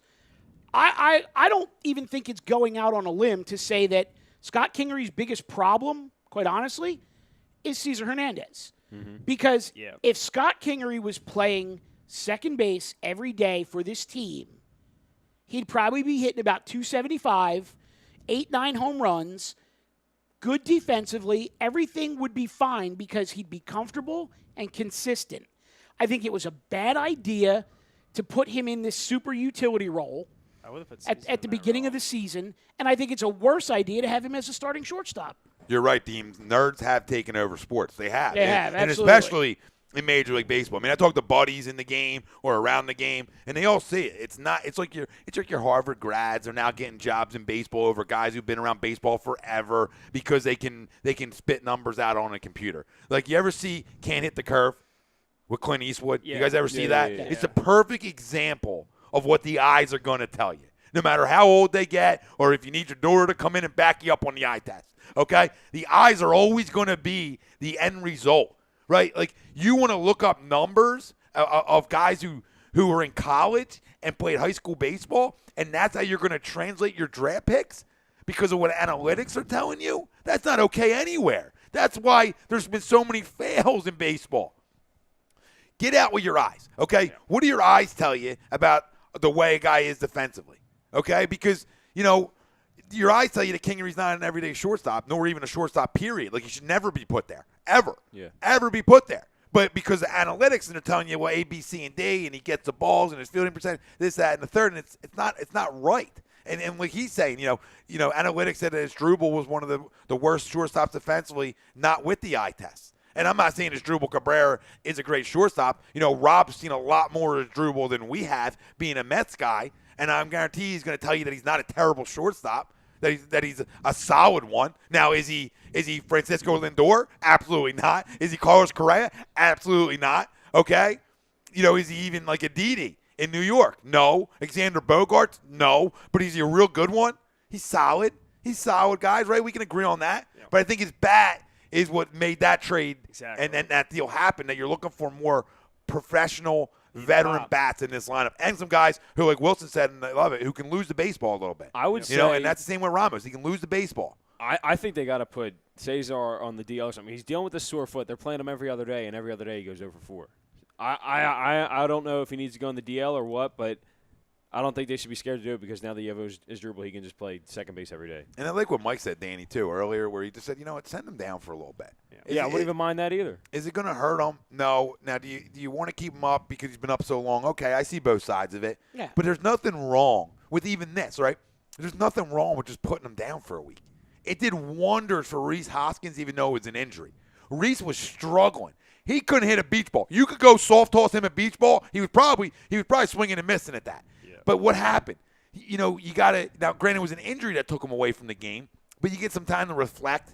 You get to watch the game from a different perspective. Probably the best thing for him. Right? We talk about what it's going to do for Markel, right? What it did for Ben, what it did for Joe, right, boys? For all our Sixers junkies here, right? I mean, get that year off to just – there's a process of what the Sixers' thought process was, and it's like, you know what? This worked for one guy. Oh, okay, he's got a little ankle injury, Benny. We'll hold you out too, okay, Daddy? Oh, Markel, you're not shooting great. Is something wrong? Well, that's a whole different because now what you do is these guys build muscle, right? I mean, you see the difference from Lonzo Ball year 1, Lonzo Ball year 2, right? A different team, but you see I'm just talking the muscle build, not the player. He looks like an NBA player now, right? A little thicker, yeah. Look at Ben year 1 to year 2. Look at Joe. Year 1 to year 2. Look at Joe when he was 18. I'll give you the example right here in this city. Last year, the Birds basically, quote-unquote, redshirted Donnell Pumphrey. He was small. Yep. He was banged up in training camp. He couldn't stay on the field. That's a good one. They basically redshirted him, and everybody's writing him off because, look at, he was small last year. He couldn't stay healthy, blah, blah, blah. He comes back built like a freaking rock, and now all of a sudden, all the training camp chatter is, Sproles, it's his last year, but we got Pumphrey in the wings, and this kid, this is his year. Well, we sat here 2 weeks ago, and we were trying to figure out if this kid's going to make the team, and now all of a sudden he's like the second coming because he got redshirted for a year. Yeah, no, it's true. It works. And Deem says after Miggy won the Triple Crown, people were saying Trout should have won because his WAR was higher, which is just like, you know what I mean? No. I hate the WAR stat so much. The guy won every offensive category. It never happens in baseball. As bad as the plus and minus. That was that bullshit when people wanted Moustakas. I'll take Maikel Franco batting .270 with 5 less home runs Like, I don't care about the WAR stat. People are like, oh, he's got 19 home runs, his WAR stats. I don't give a shit. I'll take the guy How's with a he hitting, right? 30-point higher average. Exactly. But no, yeah, like you were saying, like I'm a big analytics guy, but it sometimes goes too short or too far. You know what I mean? Like some people don't get too much into it, and some people don't know anything about it. Like especially with baseball. Baseball has it up the freaking yin yang. Like they started the whole analytics train. But it's like with the Eagles, right? Last year, everyone was killing Peterson. Fourth down. What are you doing, Doug? What are you, crazy? And this year, I think it was he went for it 29 times on fourth down. He was, I think, a plus 73 and a minus 3. Stop, because now Chucks is going to jump in here with, like, every stat known to mankind for the Birds last year. But, yeah, but it just F teams. He struck out 120 times, but did you see his VAIPXYZ 654? I love you, Deems. I love you. He said Giannis. Is another one, and now he's jacked. He said he looked like a poor Ethiopian boy when he started. Yeah, but it took like Giannis like Deems, after your EDP stuff, you totally redeemed yourself. He's back. You're back, baby. But you know what I don't like? I got one comment to address on here, okay? Okay. Because what I don't like is son of a bitches sitting on this goddamn couch, that I allow to sit on this couch, that I bring in to sit on this couch, and you want to fucking take shots at this platform and me and every person that's a part of this platform, and that's Rob. Rob, I got no problem with you, Daddy, but to say that he's smarter or we're all clueless or whatever the hell you said is ridiculous and asinine, because I can keep the door locked. You understand what I'm saying here? Like, I ain't a jerk off, but don't start coming on here or couch you sit on and taking shots at everybody that's a part of this family. Don't start doing that, because that's not okay. You can like whoever you like. Like we said, you like the guy. Doesn't mean we have to love the guy. I said I'll let him come in here and I'll crush him and we'll get the burial talk going. But you can't tell everybody that you sit on the couch with too and say we're all clueless. That ain't fair. That ain't right. And you can't hide behind a handle and do it either, Daddy. You know, come out with your full name and call us all clueless, or that he's smarter than all of us. That's what you just said. You said he's smarter than all of us here at A2D. Dude, you got 20 dudes that are part of A2D family and growing. What up, Pete? What's up, right? man? And fact is, he ain't smarter than none of us. Like, my dog is smarter than him. Like, my dog, I talk football with him, and we all know it. He licks when you tell him, hey, is Carson going to have an MVP type year last year? He's fucking licked it. Okay, not you know what I mean? He licked the face. Okay? Everything I ever asked him, right? Are the Phils going to contend this year? He licked. Remember? That's smarter than half the public. Titan talk. Dog talk. right? Like Road dog. Mark Trout says, "Times are known, you are the man." I'm not. I'm just here for the people. You know what I mean? This is built for the family. If the family wants EDP to come in, I allow the family to get some shots calls. But nobody's gonna tell me what to do. I don't like being told what to do. You know what I mean? Like if you say, "Oh, Tom, get him in there." Yeah, I was all like having fun with it. Yeah, I'm gonna crush him. Yeah, we're gonna let him come in. Obviously, if he wants to come here, we'll let him come in. But don't tell me it's gonna spike my freaking viewership, babe. YouTube just a landing site for us. You understand that? That ain't our platform. This ain't our biggest platform. Okay? 30,000 on the book, 10,000 on the gram. This ain't the big boy platform that we try to make it big. It's a landing spot for a link to our website. And it's been like that since the day I started this. If I want to grow YouTube out, I'll grow it the hell out. If I want to do 100 videos a day like the big dog can do and our boys can do, right? Then we'll grow YouTube out. Okay? Simple. Don't tell me when he's going to grow viewership. First, he can't hold my jock in social media. Okay? You want me to continue? Do I got to continue? Damn it! don't have a I knew you like the damn it one, so I I had to get the damn. You got to have the pregnant pause though. It's the take a deep breath and then damn it. I mean, I would be willing to bet that if you went hard at YouTube, you could have 4,048 subscribers in about a week. I'm sure I could. I'm sure we could, but Deem said, I get having fun, but taking shots isn't cool. What's he saying? I don't know who took shots. Oh, yeah. Taking shots at us. Like, Rob, you're a good dude. I met you the first time you came in here with Kyle. And you're going to take a shot at all of us? Because I would love dudes that take shots like that right to me. Like, come on the couch and tell me I'm clueless, and hopefully you don't get choked out. Like, hopefully there's not a choking, because there'll be choking. All right? I'm not in the business of choking anymore, but I'll headbutt, I'll choke. There's a lot of things I'll do. You're too close. maybe it's different from where I come from, but family don't take shots like that. No, I don't know where Frank is, JT. They didn't do it. Yeah, that's not how it goes. Don't take shots at family. We're fine. It's exactly what it is. Like, it's a family right here. We're trying to look out for each other. We're trying to grow the brand. We're trying to make this the best goddamn thing it is. Like, Why are you going to throw salt on us? Also, the only way we're clueless is we're doing the freaking Clueless remake. Shut the hell up. Well, Spellman just extended the invitation. Oh, yeah, you can. I love Shawnee extended. Extend the invitation. TTP says, Pastor unknown, damn it. No, it's, damn it! I'll give you one before the show ends. Yeah. But listen, Robbie, I love you. I love Kyle, too. But you guys are coming on a platform you're on and taking shots at dudes that are on the platform with you. Don't bite the And the hand guy that feeds who's you, baby. grinded this bitch out the whole time.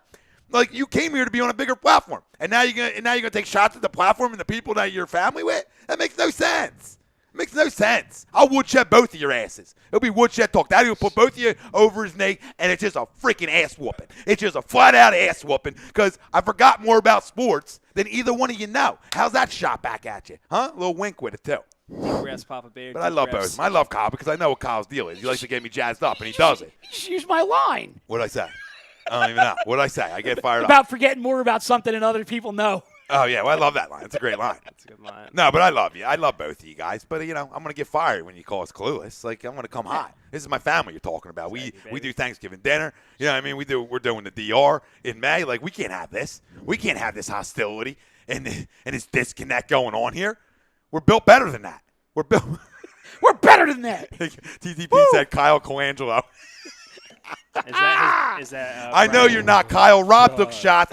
I'm grouping you because you're on a show together. So I grouped you, babe. I love you. I know you try to get me fired up. We're going to talk, obviously, MLB predictions on the other side. Yep. Eagles turn the page. We got to talk about the Eagles turn the page. And our last but not least topic is all hashtag it family talk, just like we were talking about. I think we had a whole lot of family talk already tonight. And for everybody dying for EDP, we'll get him in here. He'll get crushed, all that fun stuff. Tom, Mike, AM, in the PM. A2D Radio. We'd like to thank our Wednesday night sponsor, sponsoring us every time. All the time. Our certified public accountant. Make 'em yours. Gibson Mayer LLC. Talk Find to him the on man web. this morning. Yeah. All good. Another check coming in. Bada bing. Hey, 4 years. GibsonMayer.com is where you can find him. Tom Arnone, Michael Mataraki, Pete Young, Peter Young, whatever he wants to be called, a.k.a. the Youngin'. Danny McGuckin over there. Robbie Pove on the ones and twos. Listen, we're heading over. What did Nice just say? I won't be invited to Thanksgiving dinner. I guarantee it. You're always invited. Would you stop it? You're always invited. You may have to sit at the kids' table, but he's invited. You'll work your way up to the big boy chair. You know what I mean? We'll get you there, babe. Head over to YouTube. Everybody on Facebook, Twitter, head over to YouTube. Head over to the site. That's where you can finish watching the second half of the show. We'll see you all on the other side. Late.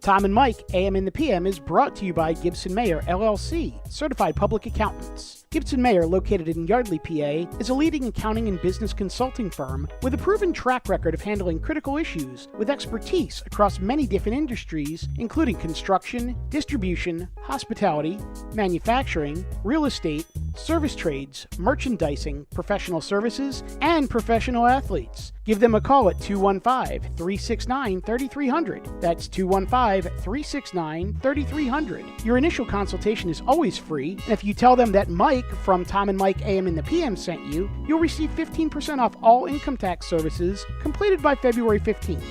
That's Gibson Mayer, LLC, certified public accountants. 215-369-3300. Or visit them on the web at www.gibsonmayer.com. That's www.gibsonmayer.com.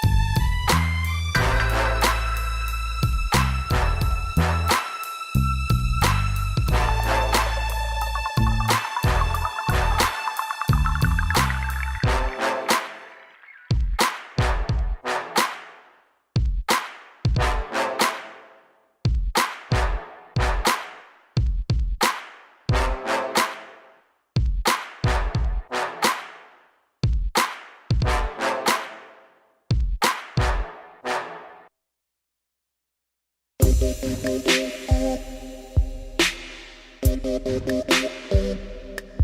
Arnone, Big Mikey Smalls, Tom, Mike, AM, in the PM, only on A2DRadio.com.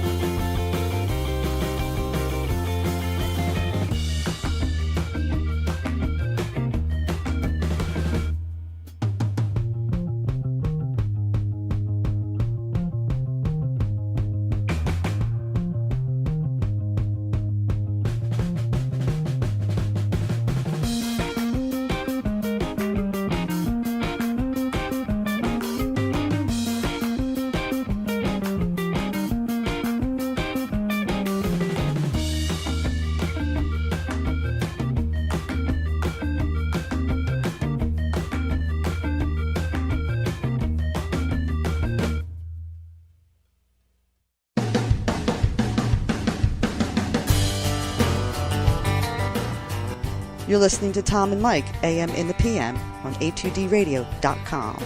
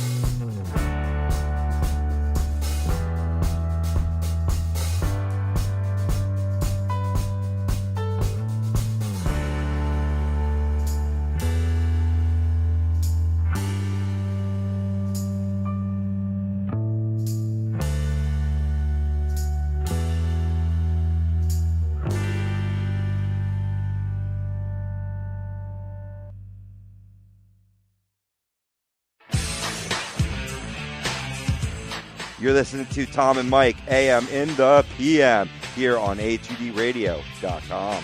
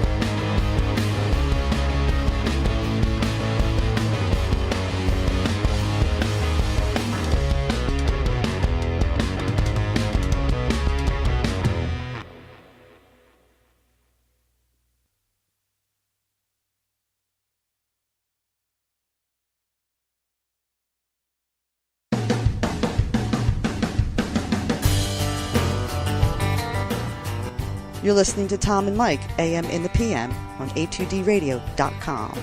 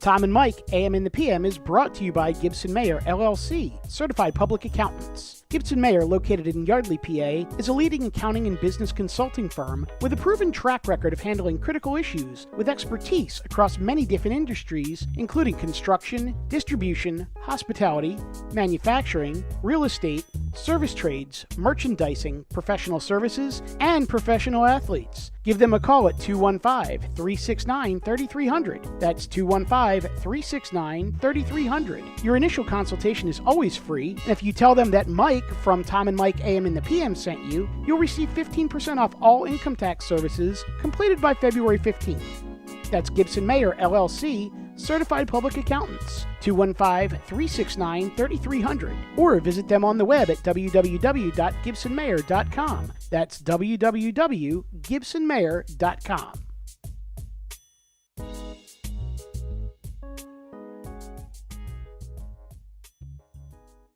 Hi, folks. Bob Mannery here. You're listening to A2D Radio, real sports talk radio for the fans, by the fans, no agenda. These guys are the best in the business. Hashtag it.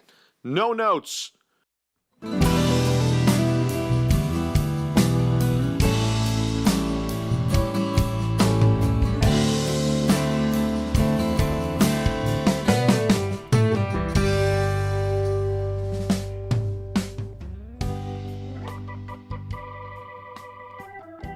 Hi, Tom. Mike, AM. in the PM. ATD Radio, live from the Real Talk Studios. Every Wednesday night, though, we're brought to you by our certified public accountant. Make him yours. Find on the web, GibsonMayer.com. Tom Arnone, Michael Mataraki, Pete Young in the house for the first time. Long time, first time. I don't know what that even freaking means, but it happened. That's what just happened. Hey, man, young money in the house. Danny McGuckin, back on the couch. Wait. What's up, Daddy? You don't get to nickname yourself on the first night of the show. What do you nickname? Did you go nickname? Yeah, young money. That's fine. Nickname away. That's my teaching nickname, man. The kids. Is that what they call you? Yeah. Oh, that's nice. I rap in class and everything. Oh, really? Yeah. God. You know what? Fucking shoot me. When a kid gives you the nickname, though, you got to run with it, though. Yeah, Like, as long as your nickname isn't given to you. Like, Best in the Business was given to me. Yeah. I didn't create it. I didn't make it up. And so was No Notes. You know what I mean, Danny? These were things given by the family.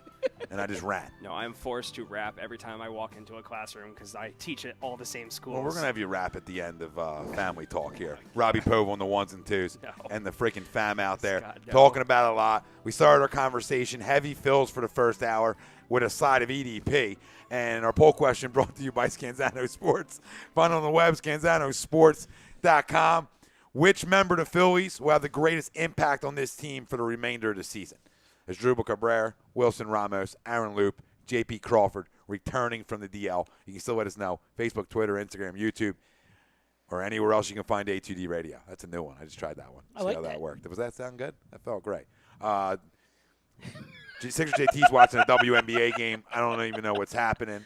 Go Sparks. They were saying that Noah would own EDP, and he's better. And I said, well, make sure you ask Noah next Wednesday who used to own his ass. Okay? That's Mike- Godfather talk. Mike Parker just nicknamed Pete Young Mustache. Mustache. The stash. Thank you. Right? Ask Noah Eaton who used to own his ass. Right, Robbie? Let's go back into the archives. I think that's a fine mustache. All right? Noah used to get taken to the woodcheck consistently. It was a good time, too. I loved him. That was the best. Deem saying he's got some bars as well. So guys are rappers out there. Everybody's a rapper. Everybody wants to spit, right? You can still let us know about the poll. We're gonna shift to a little post MLB trade deadline predictions. Let you know some division winners and who's gonna win the World Series. We're gonna let you know right here. Load up if you're in Vegas, like Dan Holston was in. Load up because we got you covered here, and then we'll turn the page to the Eagles in a few minutes as well. But MLB post deadline predictions. Let's just start. You got them all up. Oh, You ready to go? I come prepared, my friend. So let's start. Let's start in the AL, We'll start in the American League. and we'll go division winners. And basically what we want to do is we want to go division winners. After we do division winners, we'll give wild cards, and then eventual pennant winner and eventual World Series winner. So right now in the American League East, Boston currently holds a 5.5 game lead over the Yankees. Nobody else is even close. It's Danny. the Red Sox. Red Sox. Boston all day. Tommy, Boston? Boston, yeah. I'm going Especially with Boston as Judge well. injured, too, so. Yeah, you don't even know the severity of that. Like, that could mess him up for the whole season. And I don't trust Stan for anything. He gets garbage home runs, so. All right. Central. Cleveland currently with a 10-game lead over Minnesota. Yeah, that's a wrap. Cleveland. It's the Indians. I would agree with that. Danny, Yeah. you want to you want to participate? Sorry, did I wake you up over there? What happened? What's wrong, Dan? What do you need? All you got to do I is can't hear- just say Cleveland and Hey, we're you moving can't hear on. yourself? Yeah.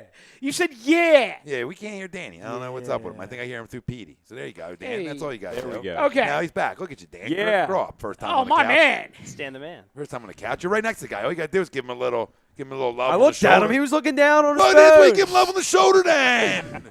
First time, long time. Too Let's far. go. It's too far, man. All right. AL West. This is where it gets a little interesting. Houston has a division lead, but they currently hold only a 5-game lead over Seattle and Oakland. Now, I'm going Houston. right now, Houston's won back-to-back. Seattle's lost back-to-back. But Oakland has won their last 3 and are 8-2 in their last 10. Yeah, I'm going Houston now. Go to Houston.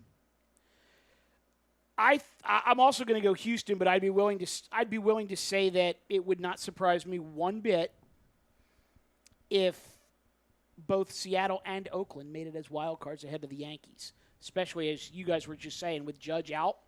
You don't know what's going to happen with them. They have a 6-game lead in the wild card right now, so. Who are the Yanks? Yeah. And who's behind them? Seattle? Seattle, and then, Oakland and Seattle are tied, but right Yeah. now Seattle's the second spot. I like Oakland over Seattle in the wild card. Well, listen, they're playing great baseball right now. I mean, you got to give them credit. Oakland's playing really good baseball.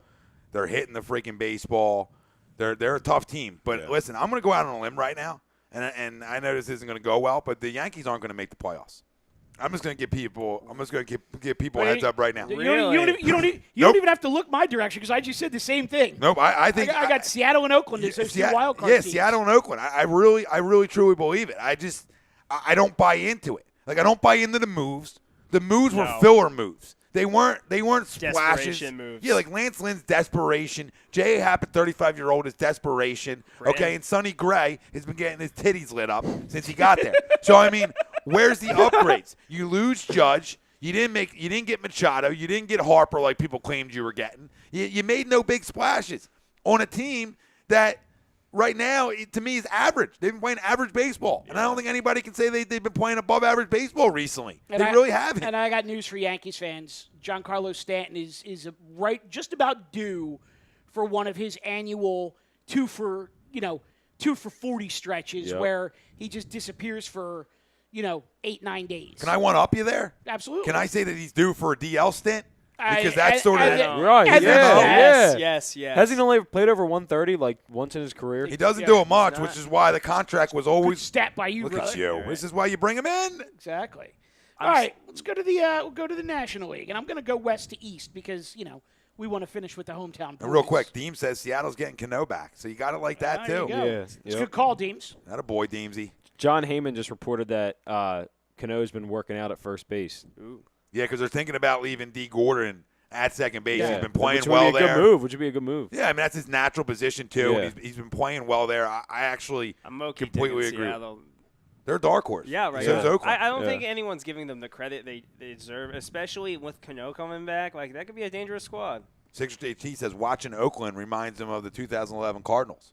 Yeah. That's actually a really good that's a great comparison. comparison. You guys are the fucking best. So National League, for as lopsided as the races are currently in the American League, National League, we'll go to the West. This division's wild. Oh yeah. You've got Arizona in first place with both Colorado and the Dodgers only a half game back, and San Francisco 5 back. The only team completely out of that race is San Diego. I like the Dodgers. I do. It's hard not to like the Dodgers. I'm gonna go with the Diamondbacks winning that division, and I don't know how because of the upgrades. Like I really don't know how. I'm just gonna Their go. bullpen. I'm gonna go off of pitching. I'm gonna go off of pitching wins that division. Now it's gonna tie into where the Dodgers are making the playoffs. So let me clarify that. But I just think I don't know. I just got a feeling Arizona's gonna win that division. I don't know why. They upgraded the bullpen with Diekman and Ziegler, so I wouldn't rule it out. I think the Dodgers is like the generic answer. Everyone's going to say the Dodgers. They got Dozier and everything. But, yeah, I wouldn't be surprised to see the Diamondbacks win that division. I can see the Diamondbacks holding on to that one. Pete? Yeah, I kind of just like the Dodgers. I think they have everything you need right now, and they got Machado, so they got Yelich. They got some really nice pieces. I'm interested, and if I'm being honest, just Chase's last year, my heart a little bit. But, I just think the Dodgers are a really good baseball team this year, and they made some really great additions, and I could see them pulling it out. I don't know if they're going to make it to the World Series or anything, but they're going to make the playoffs. Well, Yelich is on the Brewers. I am going to be the contrarian of the group, and I'm going to say the Dodgers don't make the playoffs. Wow. I mess up on that one. I got Colorado winning that division because if you go back and you look at what Colorado did last year in the offseason, specifically for this year, they built their bullpen to be able to go 6 innings because sometimes that's what you got to do at Coors Field. Yep. And all of their guys are starting to get healthy now. And the one guy in particular that I look at is Adam Ottavino. And I just see Colorado right now, like they've hung tough over the first, 2/3 of the season. And now all of a sudden, everything that they were kind of planning is coming together. So I'm going to go with Colorado winning that division, and Arizona gets the wild card. When did the Phillies go out to – they haven't been there yet this year, right? They have not. What, When Colorado? do they go out there? September? I believe it's late August, actually. Okay. But, yeah, it's coming up. You're going to see them in Arizona and San Diego, correct? Yeah, I'm seeing him in Arizona, and then off to San Diego. I'll see him in one in each park. Attaboy. It's cool. I'll give you some live reports. Nice. Let you know what's up with Kingery's swing. Let you know if I get to the dugout and work. Give him a little 30-minute lesson on the house. Can you find it for him? I could if you let me talk to him for 5 minutes. I'm sure I could fix him real quick. In the NL Central, the Cubs and Milwaukee are currently deadlocked atop the division. Pittsburgh with the newly acquired Chris Archer 6 out, and St. Louis barely above water 7.5 out. Danny, I'll look to you. I'm going Milwaukee. I just don't think the Cubs have enough pitching. And you think that with Hamels, even with the acquisition of Yeah, no, I don't Hamels, see it. Other than Lester, they don't. I mean, I'm not going to tell you you're wrong because I was just going to say the same thing. Other than Lester, who can you depend on? Danny, you're right because they have a bunch of bullpen guys. Yeah. I mean, like, think about it. I mean, they have a bunch of guys that Tyler Chatwood, okay, serviceable. He's a guy. Like a bunch. Just it's crazy that these loaded teams like this, and it goes the same thing for the Yankees. Yeah, well, where you have no start. Like you have one starter. I mean, Severino's their only guy. Yeah, I mean, and the rest of their guys are just guys. Well, you look at the Cubs, and I think Danny hit the nail on the head that after Lester, Chatwood doesn't move the needle. Cole Hamels, as much as I love him on a personal level, he's not moving the needle. He's not what he was. I mean, Mike Montgomery's not really doing much for you. And Darvish is basically on the shelf. So, to me, if the Cubs make it, it's because they just explode offensively every game. Yeah. And I think they got exposed coming out of the All-Star break by St. Louis. So, Danny, you're going Milwaukee. Pete? That's a tough one because I really like Milwaukee, like Dan was saying, but like the Cubs, man, they've been there before and they know what it takes to win, and I'm never going to bet against Chris Bryant. So, I really like that squad, and I think it can come down to the wire, like maybe like a Phillies and Mets in like 2007 type of thing, you know what I mean? And that's fair. Tommy? I'm going to go with the Brewers.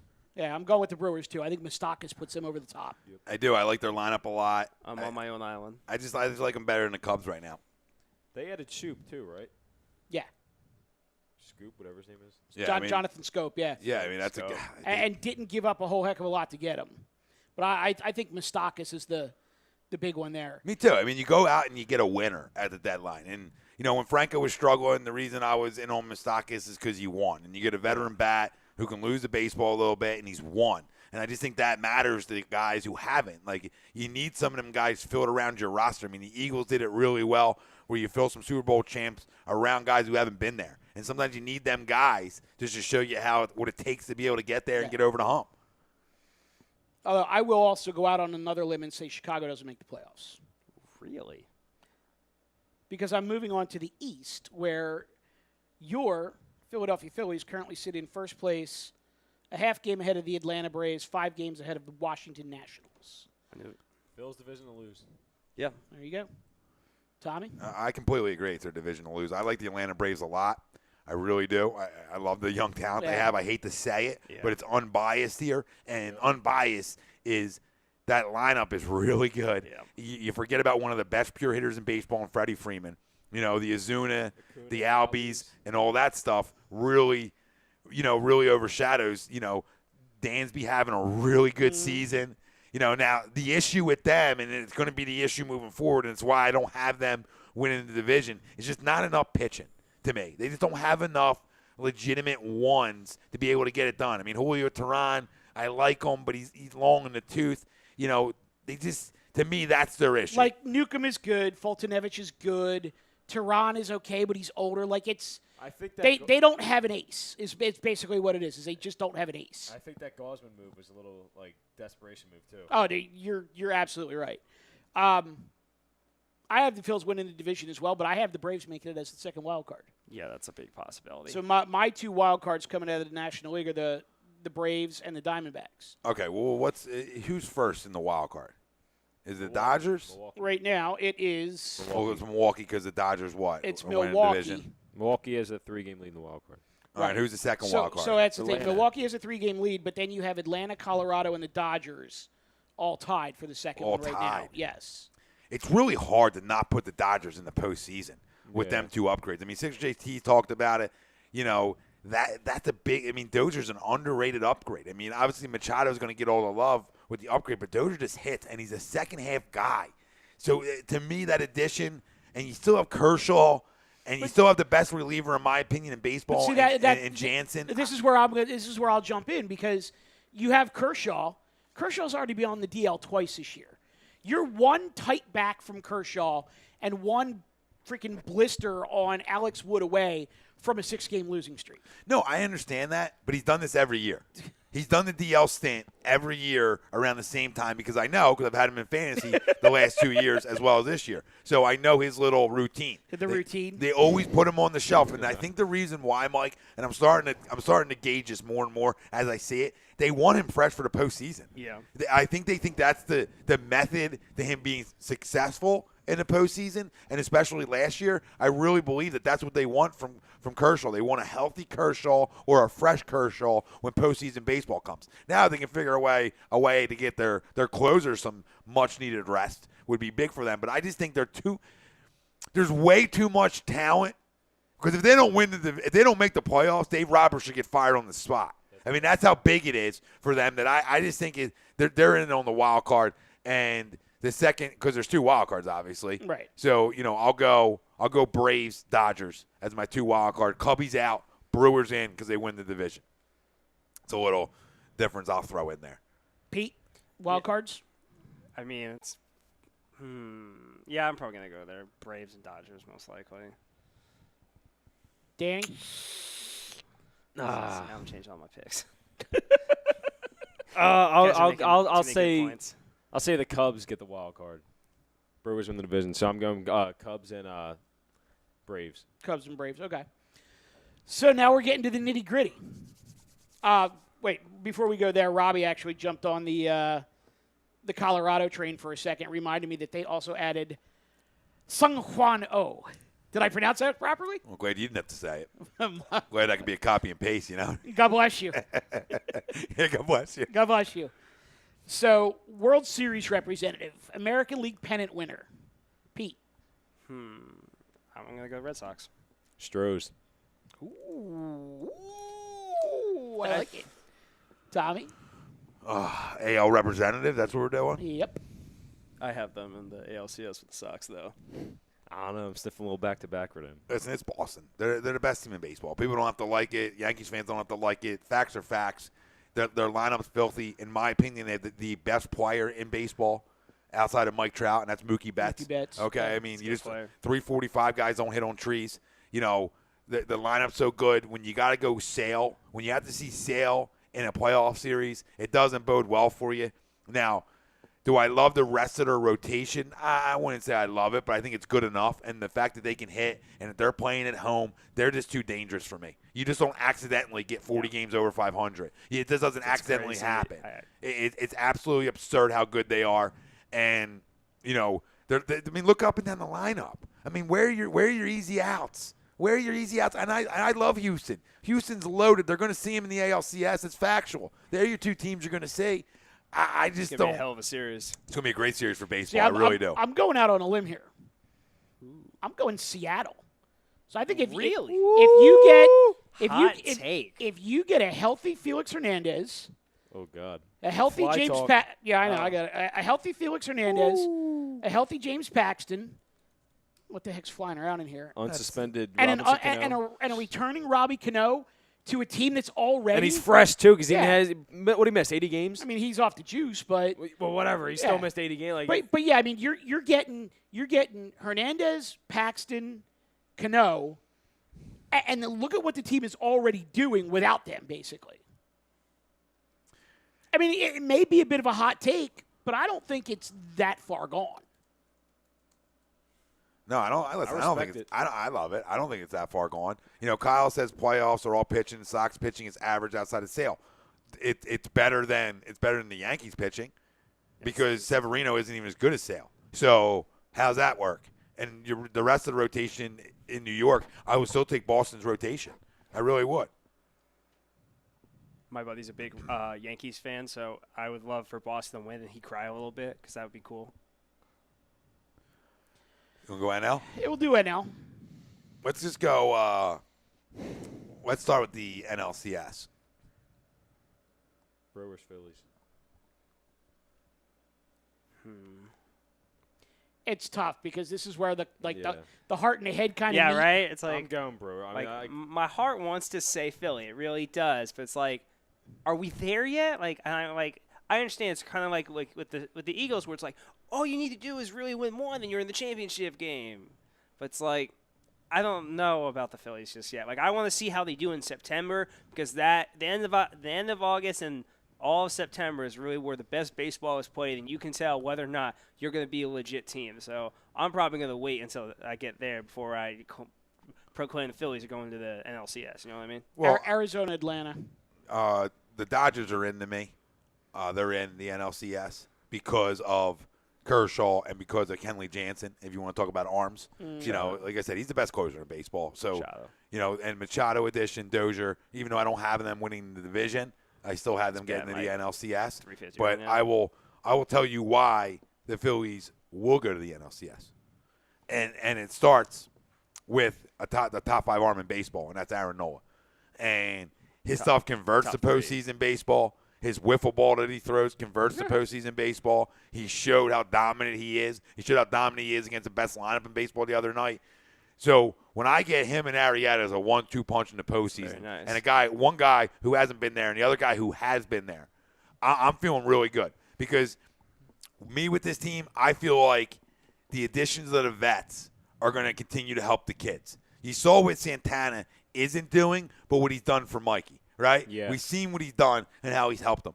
I just believe in this baseball team. I know they're ahead of schedule. I know all that, but I put my eggs at the top of rotations. That's where I put my eggs at in postseason baseball, right? Pitching, and can you hit a little bit? I think they can hit enough. I do. They go through stretches. I understand that. But when I get to start a series with Aaron Nola, there's only one other arm in the NL that I would even consider taking over him. Scherzer. No. Kershaw. Because Scherzer ain't even in the playoffs.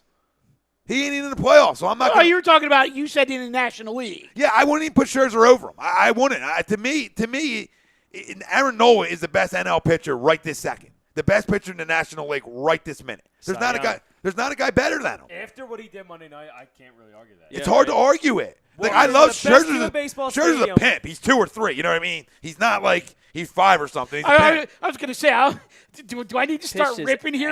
Are you knocking Scherzer down on this? No, I knock it. You know why I knock him down? Because you're losing. Okay, that's fair. And that's a knock to me. Like if he's you're too good of a pitcher. Yeah, if you're ace, which he is, and you're as good as you are, you can't allow losing streaks to happen. You can't. You got to be a stopper. Nola won 10-plus games last year with slop, so, you know. So I just think, you add Ramos, you add Cabrera. Are they splashes? No, but let me tell you what they are. Smart. The splashes don't necessarily win you what you want to win. Smart additions. It's the additions in places of need. You upgraded your shortstop position. You upgraded your catching position as a whole. Okay, these are great, solid moves out of Matt Klentak, who I don't love. Let me tell you, I don't love him. I'm not Mr. Matt Klentak, but I think right. But yeah, here's that's the actually thing. a really good one. DeGrom is not better than Nola. That's facts. Point across the street. I mean, you look at what the Sixers did. I was just about to say that. Bellinelli and Ilyasova weren't splash guys. Not sexy. But they were what the team needed, and then all of a sudden they wound up winning, 17, 18 in a row to end the season and start the playoffs. So sometimes it's not the sexy moves, it's the smart moves. I just put my stock on Nola and Arrieta. And Jake Arrieta isn't the Jake Arrieta of old, but he showed you in big games he can still flat out deal it, baby. If you take out what that mess he had in June, he's been a 4-0 in July. So he was great. It was really solid in July, great in May, and he had an okay April. So take out. If his team would play a little defense behind him, right. He'd be fantastic. I really like Arrieta. I love his fire. I know he pissed off a lot of people, but you know what? I want that out of my leader. I want him holding guys accountable. I don't care if he hurts a little feelings. Man up, deal with it. That's what a leader is supposed to do. He's supposed to call you on your shit. Joel did the same thing with Jahlil Okafor a few years ago, and people got all bent out of shape about it. That's what your leaders are supposed to do. If you're not playing up to snuff, you're gonna get your ass called out. I love Arrieta. He's crazy. And he's a good pitcher. I think everyone gets mad at him every once in a while because Tom's right. He's not the Jake Arrieta from a few years ago, but he's still really good, and he's going to win you 10-plus games. And depending on what happens with Eflin, you could have 3 pitchers winning you 10-plus games this year. When was the last time we had that in Philly? All right, so NL World Series representative.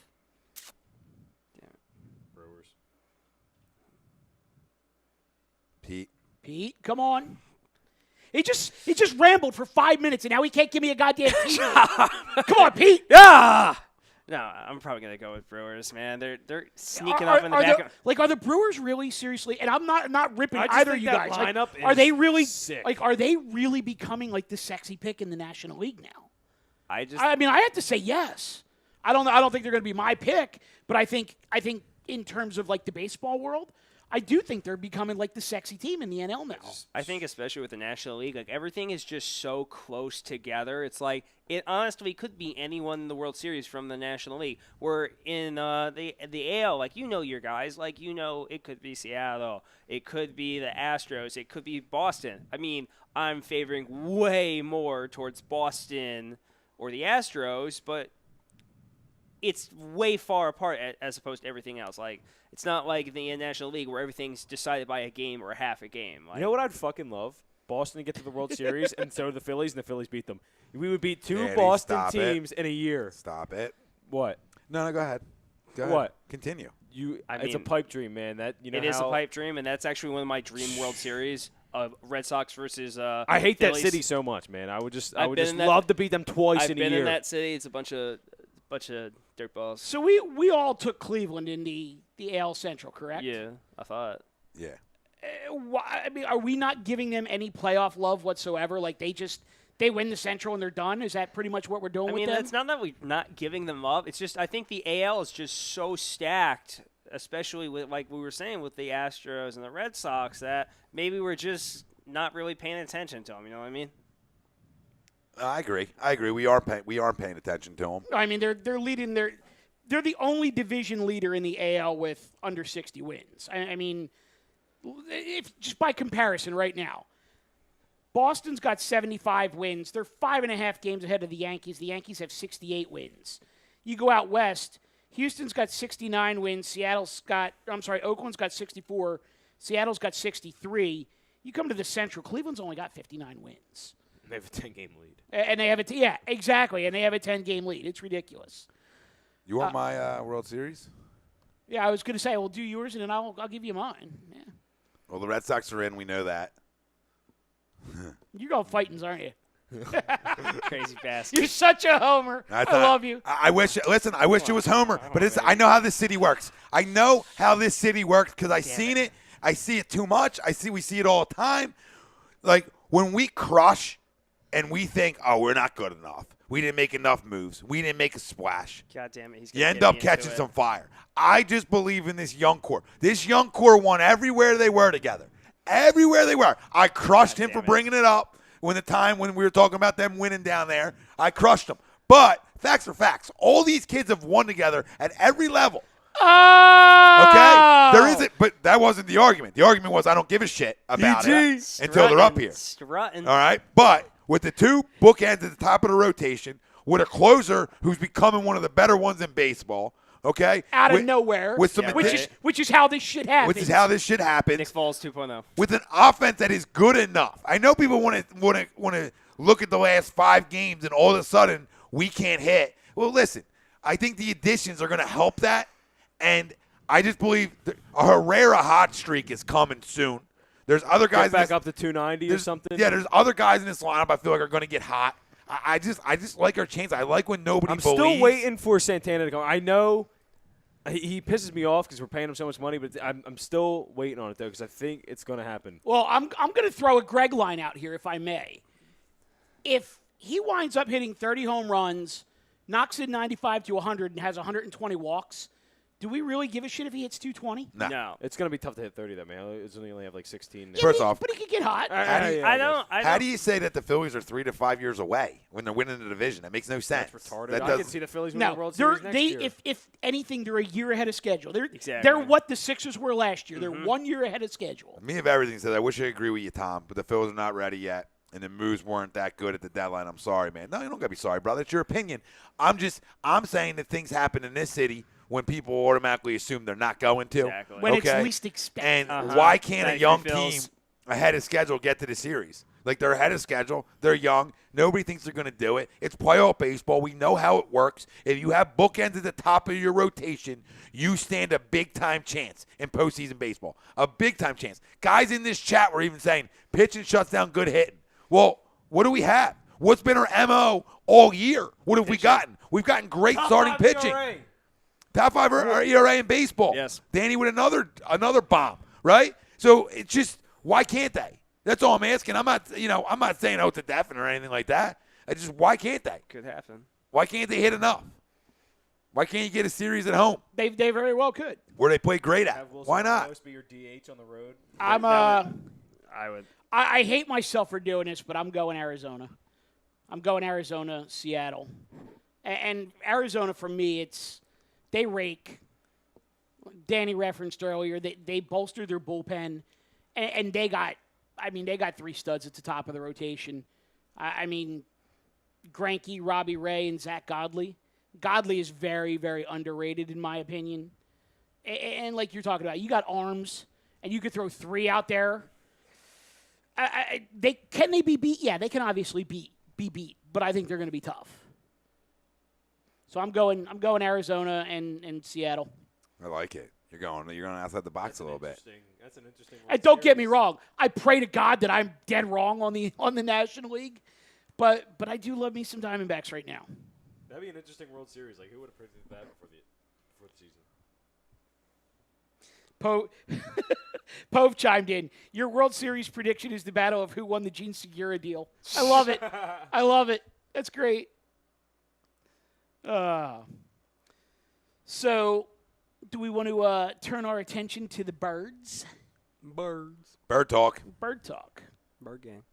Frank says you'd be very surprised if Phillies make it to the World Series. I'm worried about which version of the Phillies we're going to get. Well, you don't got to be worried because they're ahead of schedule. No, it'd also be nice if they could catch the ball. Deem says you guys aren't making the playoffs. Well, I disagree there. Okay. Sixer JT says I want revenge from 2009. We all do there, brother. Yes, we do. And we'll turn to little birds. Thank God. A little post-Super Bowl conversation. We can finally, as Mike was alluding to during the break. Yeah. What did Chris Long say to that? So, initially, this kind of started out as a lot of chatter on Twitter, Facebook, other social platforms about, and I think it kind of kicked back up with the gender reveal that was done via the Philly special over the course of this week. Yeah, that was neat. Oh, it wasn't really neat? I thought it was cool. Okay, well, it's your opinion. You can ride with that. But I think the overwhelming consensus was that this stuff is starting to get played out. You've got wedding entrances where people are getting Merrill Reese or Merrill Reese impersonators to announce their wedding party. You've got, you go to restaurants all around the area and you have, quote unquote, the Philly special as a menu item at a restaurant. You've got all kinds of stuff that just, won't go away. And for good reason. I get it. Birds won the Super Bowl. But then Chris Long comes out today and says, we're done talking about it. It's over. It was last year. It's in the past. I don't want to talk about it anymore. I'm looking forward to winning a Super Bowl this year. I don't want to talk about last year anymore. And is that a sign that as a team, they're turning the page? And as a fan base, we can revel in this all we want, but do we need to turn the page? Like, are we going to get kicked in the teeth if this team starts, 0-2, God forbid, or 1-1, because we've got the Super Bowl hangover? No, I think we need to move on from it, too. I think it's the best thing for that locker room to do. You can't – it's a new season, new expectations, right? The bar has been raised, correct? Yeah. I mean, the bar raises, and this bar has been raised when you're coming off being a Super Bowl champ. It raises big time, right? Your schedule gets tougher. All these things happen. But what I love about this team is you talk about, 5 captains essentially that were around it but didn't taste it, right? And I think that matters. Hungry, the guys being hungry. I think this no team, question. A whole ML was playing for the guy next to him Hungry is the dogs reason run why faster. we hoisted the Lombardi. And I think that these guys now want to win ones for the guys who didn't get they got the ring, they got all that stuff, but they didn't win it themselves. They weren't on the field. I think these guys won it for them guys. And I think having this veteran group in here that of guys who have won it before and know what it takes, right. The rebound with your Chris Longs, your Malcolm Jenkins. There's guys around this roster who have won one before, Yeah. and I think them guys are important to still a young football team. Right. So, Pete, I want to go to you real quick. I'm going to put you on the spot here. Okay. Repeat what you just said. Hungry dogs aren't faster. Stop it. Stop it. Why? 'Cause they're not dogs anymore. They won the Super Bowl. They're the hunted. They're not the hunter. They're not the underdogs. Now, Maybe they're not the underdogs anymore. If you want to give that hungry dogs to Peters, Sproles, Carson, I think like those guys, I'm cool with it. But let you got to turn the page. You got to change the slogan. And it was the whole hungry dogs run faster thing was great, but they're not dogs anymore. They're not the dogs. I disagree. Lose the dog masks. I'm completely fine with losing dog masks. I still think they are hungry dogs. They're hungry. They want another Super Bowl. Sproles wants it. Peters wants it. Wentz wants it. Hicks wants it. They all want that. But they're not underdogs. I'm not saying they're underdogs. I'm not saying they're underdogs. They're hungry. Why can't they be a dog? You want them to be a hawk? Maybe you want to be, if they're your dogs, I'm good with it. They could be a hungry hawk for all I care. It's because they're hungry, baby. I don't care. I want another one. Danny wants another one. Tom wants another one. I know you want another one. Rip out the Twisted Sister song. Stay hungry. Stay hungry all the time. Jason Kelsey did say one bowl is not going to suffice. So, hey man, they're starving. They want a 5-course meal. That one course ain't gonna do it. Not 1, not 2, not 3, not 4, 5. I'll rip out the LeBron quote. Not 1, not 2, not 3, not 4. That worked out well for him. Yeah, right? Hey, man. Danny, what you got? I just love what Nick Foles said about how complacency is the worst enemy. Oh, and great. They don't want to do that. And Doug Peterson today said after – it was either today or yesterday. He said after practice that he loves the attitude in camp so far. So I think they are throwing last year out the window, and they're moving on.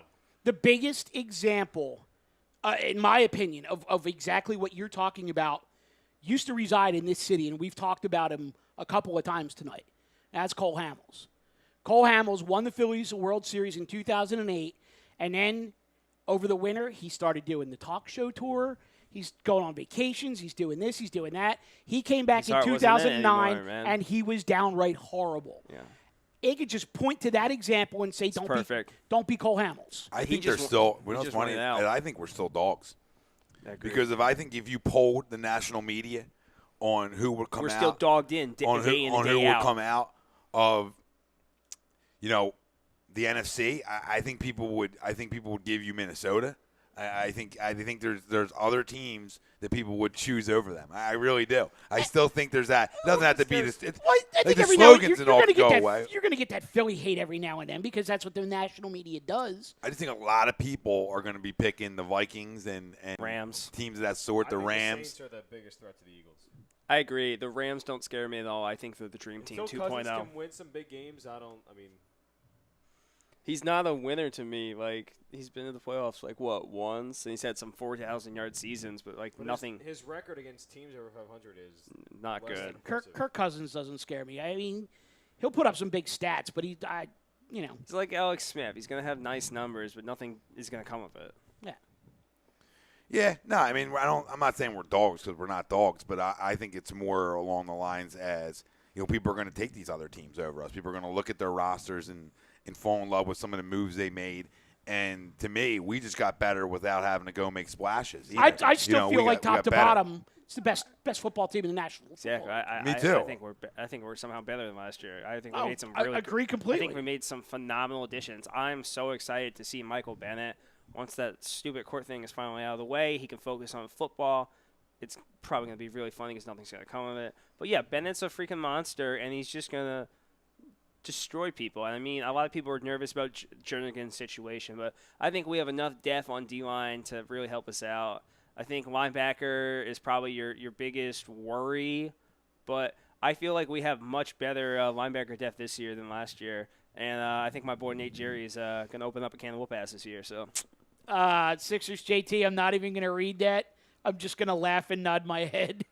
What in the – oh, my Lord. People can go to the YouTube chat and check that out. Deem says Nate Gary is going to be a monster. Okay. That's my take. Honey Badger, baby. Yeah, he might be killing it in camp, but a lot of guys do that too. So it's tough. But I really liked him coming out. Like I had high hopes for him, and I'm really excited for him. You were a big Nebraska fan? Not so much of Nebraska. I was just watching tape and looking at guys. Like during the season, I'm really into draft stuff, so I'm always looking. Like the second we won the Super Bowl, I'm like, all right, who's on the board? Who's on the board?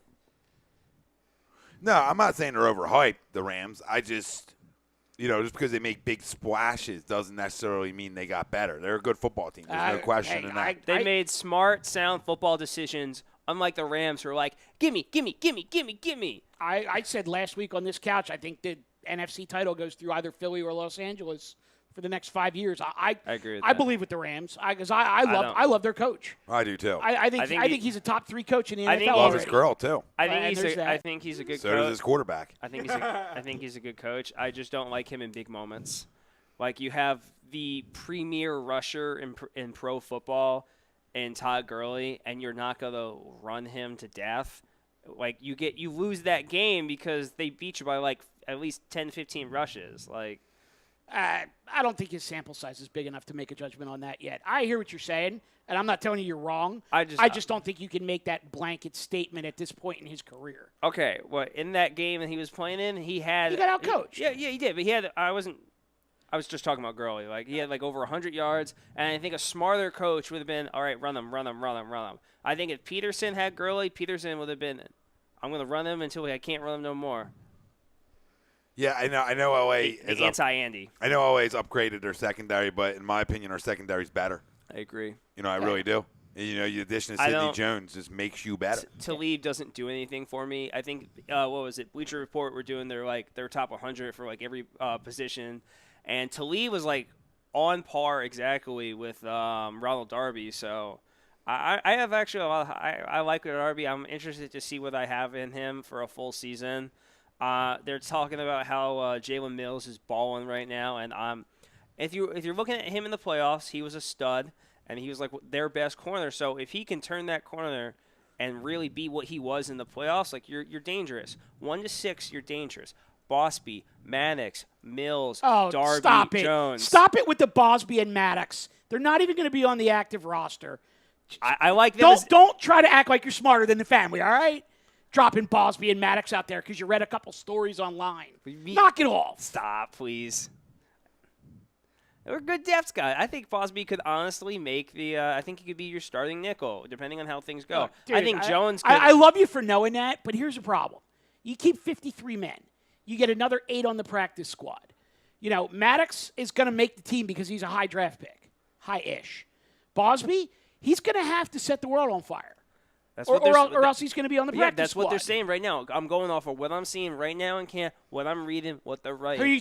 Who's he making the team over? I don't know who's making the team. I'm just saying, as of right now, if they were picking it right now, they have Devontae Bosby as your starting nickel. That's who has been lining it up so far. Well, they've had 6 practices. Jones has been the first team nickel. 3 of the practices. Bosby's in the other. Yeah, so that's why it's really neck and neck right now. It's so gonna be Jones. Come on. You invested a second-round pick. I'm going off what I'm seeing right Oh now. yeah, and you know why they're doing that? Because it's the same reason that Nick Foles is listed as the starting quarterback. Because they're not going to run Sidney out there for first-team reps and beat the hell out of him when he played, 3 quarters last year? Yeah. Literally. Like I said, I love you for knowing the names, but let's not get crazy here. You got Darby. You got good. You got Hicks. You got Sidney. You got Maddox. There's 4 corners there. If Bosby makes the team as a 5th corner, God bless him. Teams, I don't know if Sidney's on the outside, honestly, because I don't know who you putting in the slot. Mills, he's not quick enough to play the slot. Who you putting in there? Darby's not quick enough to play the slot. Yeah, I know, but that's what I'm saying. He's saying Jones is going to play the outside. He's not. I think eventually he's going to play the outside. But absolutely. As of right now, here, what's going to happen? We're talking year 1 of him playing. He could wind up eventually starting on the outside, and then when they go 3 wide, he slides into the slot, and whoever comes in winds up picking up on the outside. Yeah. But the question is, who's he starting over? I wouldn't surprise me if it's over Darby.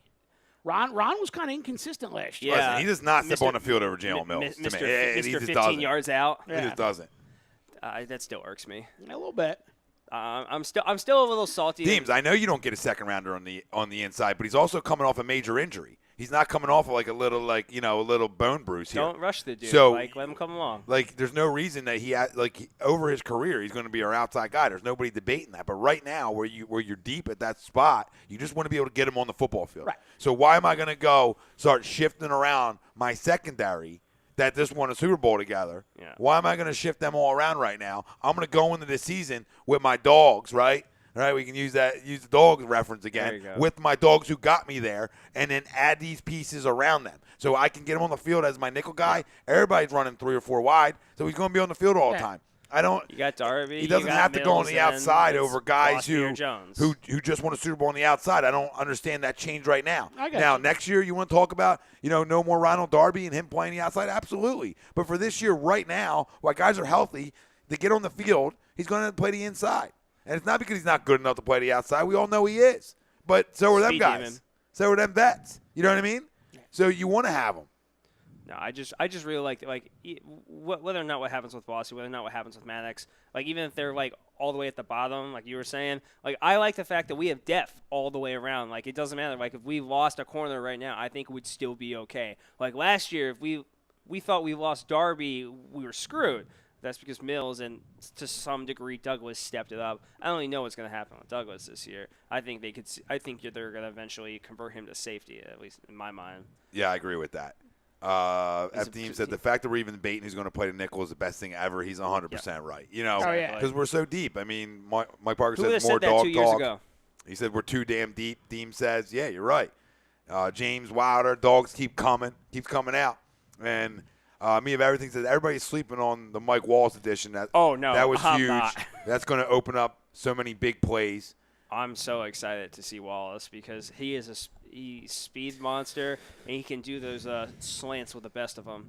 And he's definitely, and 6JT says he's an upgrade from Torrey Smith. I like Torrey. I was excited when we got him, and he was up and down, but he performed well in the playoffs. But Mike Wallace is a clear upgrade. It's just going to be such a great person to have in the locker room and just on the field. He's going to spread the floor. He's going to spread the field so far. Real quick, guys. Okay, we're going to get out of here in 3 minutes. Okay. Does Carson Wentz play week 1? Yes. Yes. Danny? Yeah. Danny, try me again. Yeah. There he is. There you are, Dan. Good to have you. Something he's too up hungry. with that, Mike. He's too dedicated, and they're not going to rush him out there because you do. You have a Super Bowl winning quarterback sitting on the bench, and I think they'd be fine with riding him for a few weeks. But if Wentz is – I have ridiculous people telling me, why don't we wait a year? We'll ride with Foles for another year. Wentz can sit on the bench. Carson Wentz will start punching people to get on that field. He is obsessed. The dude loves football. But if he's not ready to go week 1, he's not playing week 1. It's just not going to happen. Peterson is not going to force the issue. He trusts Foles with the offense. He trusts Foles with this team. He trusted him enough to have him win a Super Bowl for him. The trust is there. Trust the process. Deion Brown says, I'm out of beer, damn it. That's all right. You can go to bed. 6JC says, hell yes. We're wrapping in 2. Me of Everything says yes. Ryan says yes. Everybody says Deem yes. says Wentz plays week 1. Once he's cleared, he's playing. Absolutely. Like I said all the time, I said to Kyle, as soon as he's healthy and cleared to play, he's playing. Now, does that mean they're rushing him? No. Nobody's going to rush him back. Nobody is rushing him to be cleared. They're not going to fake his. They're not going to fake his clearance. It's not RG3. Yeah. And Sixer JT says Donnell Pumphrey play week 1. I would go with a hard no.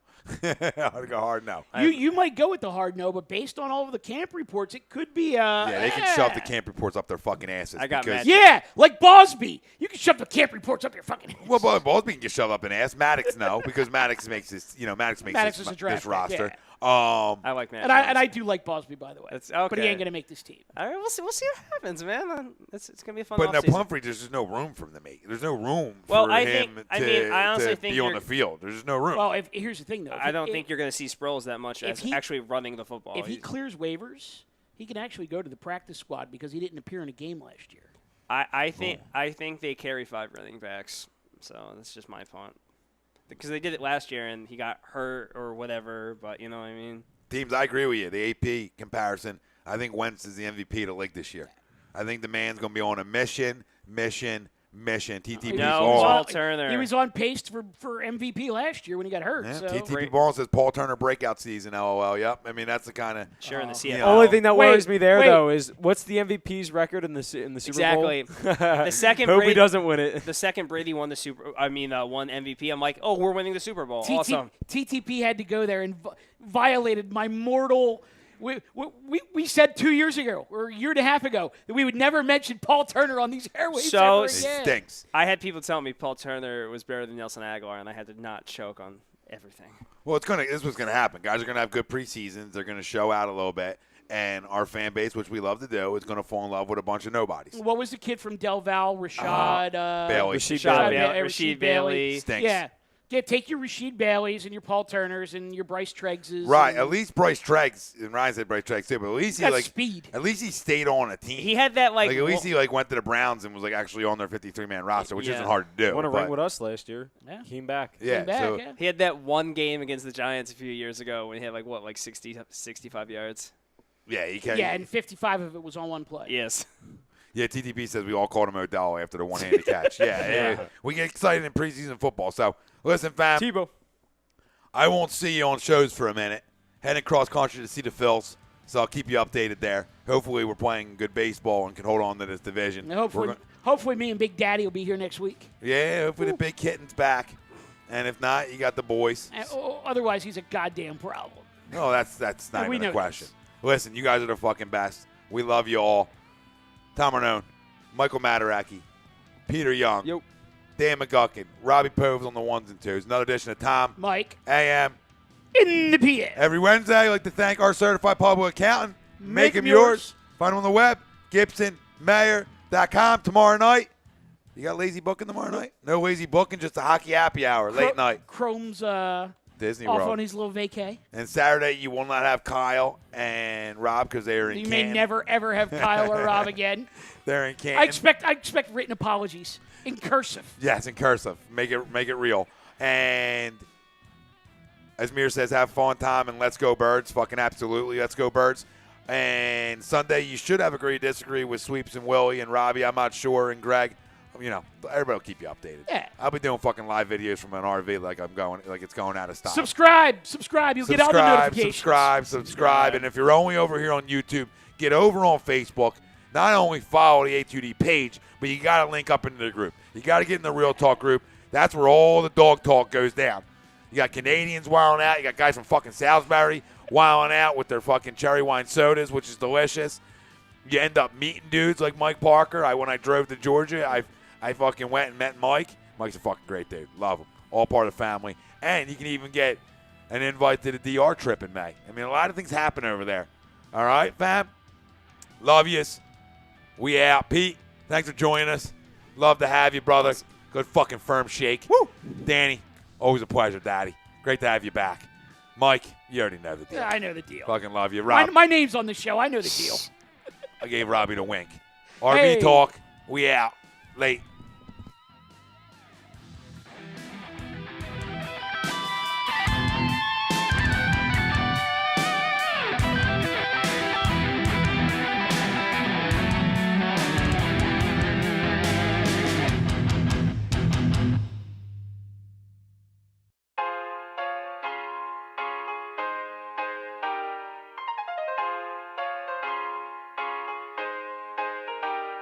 Well, hello again, everyone. This is Bob Mannery, and you're listening to Tom and Mike, AM in the PM, only on A2D Radio. Tom and Mike, these guys are fucking awesome. But their side piece, Greg, that guy is a goddamn problem.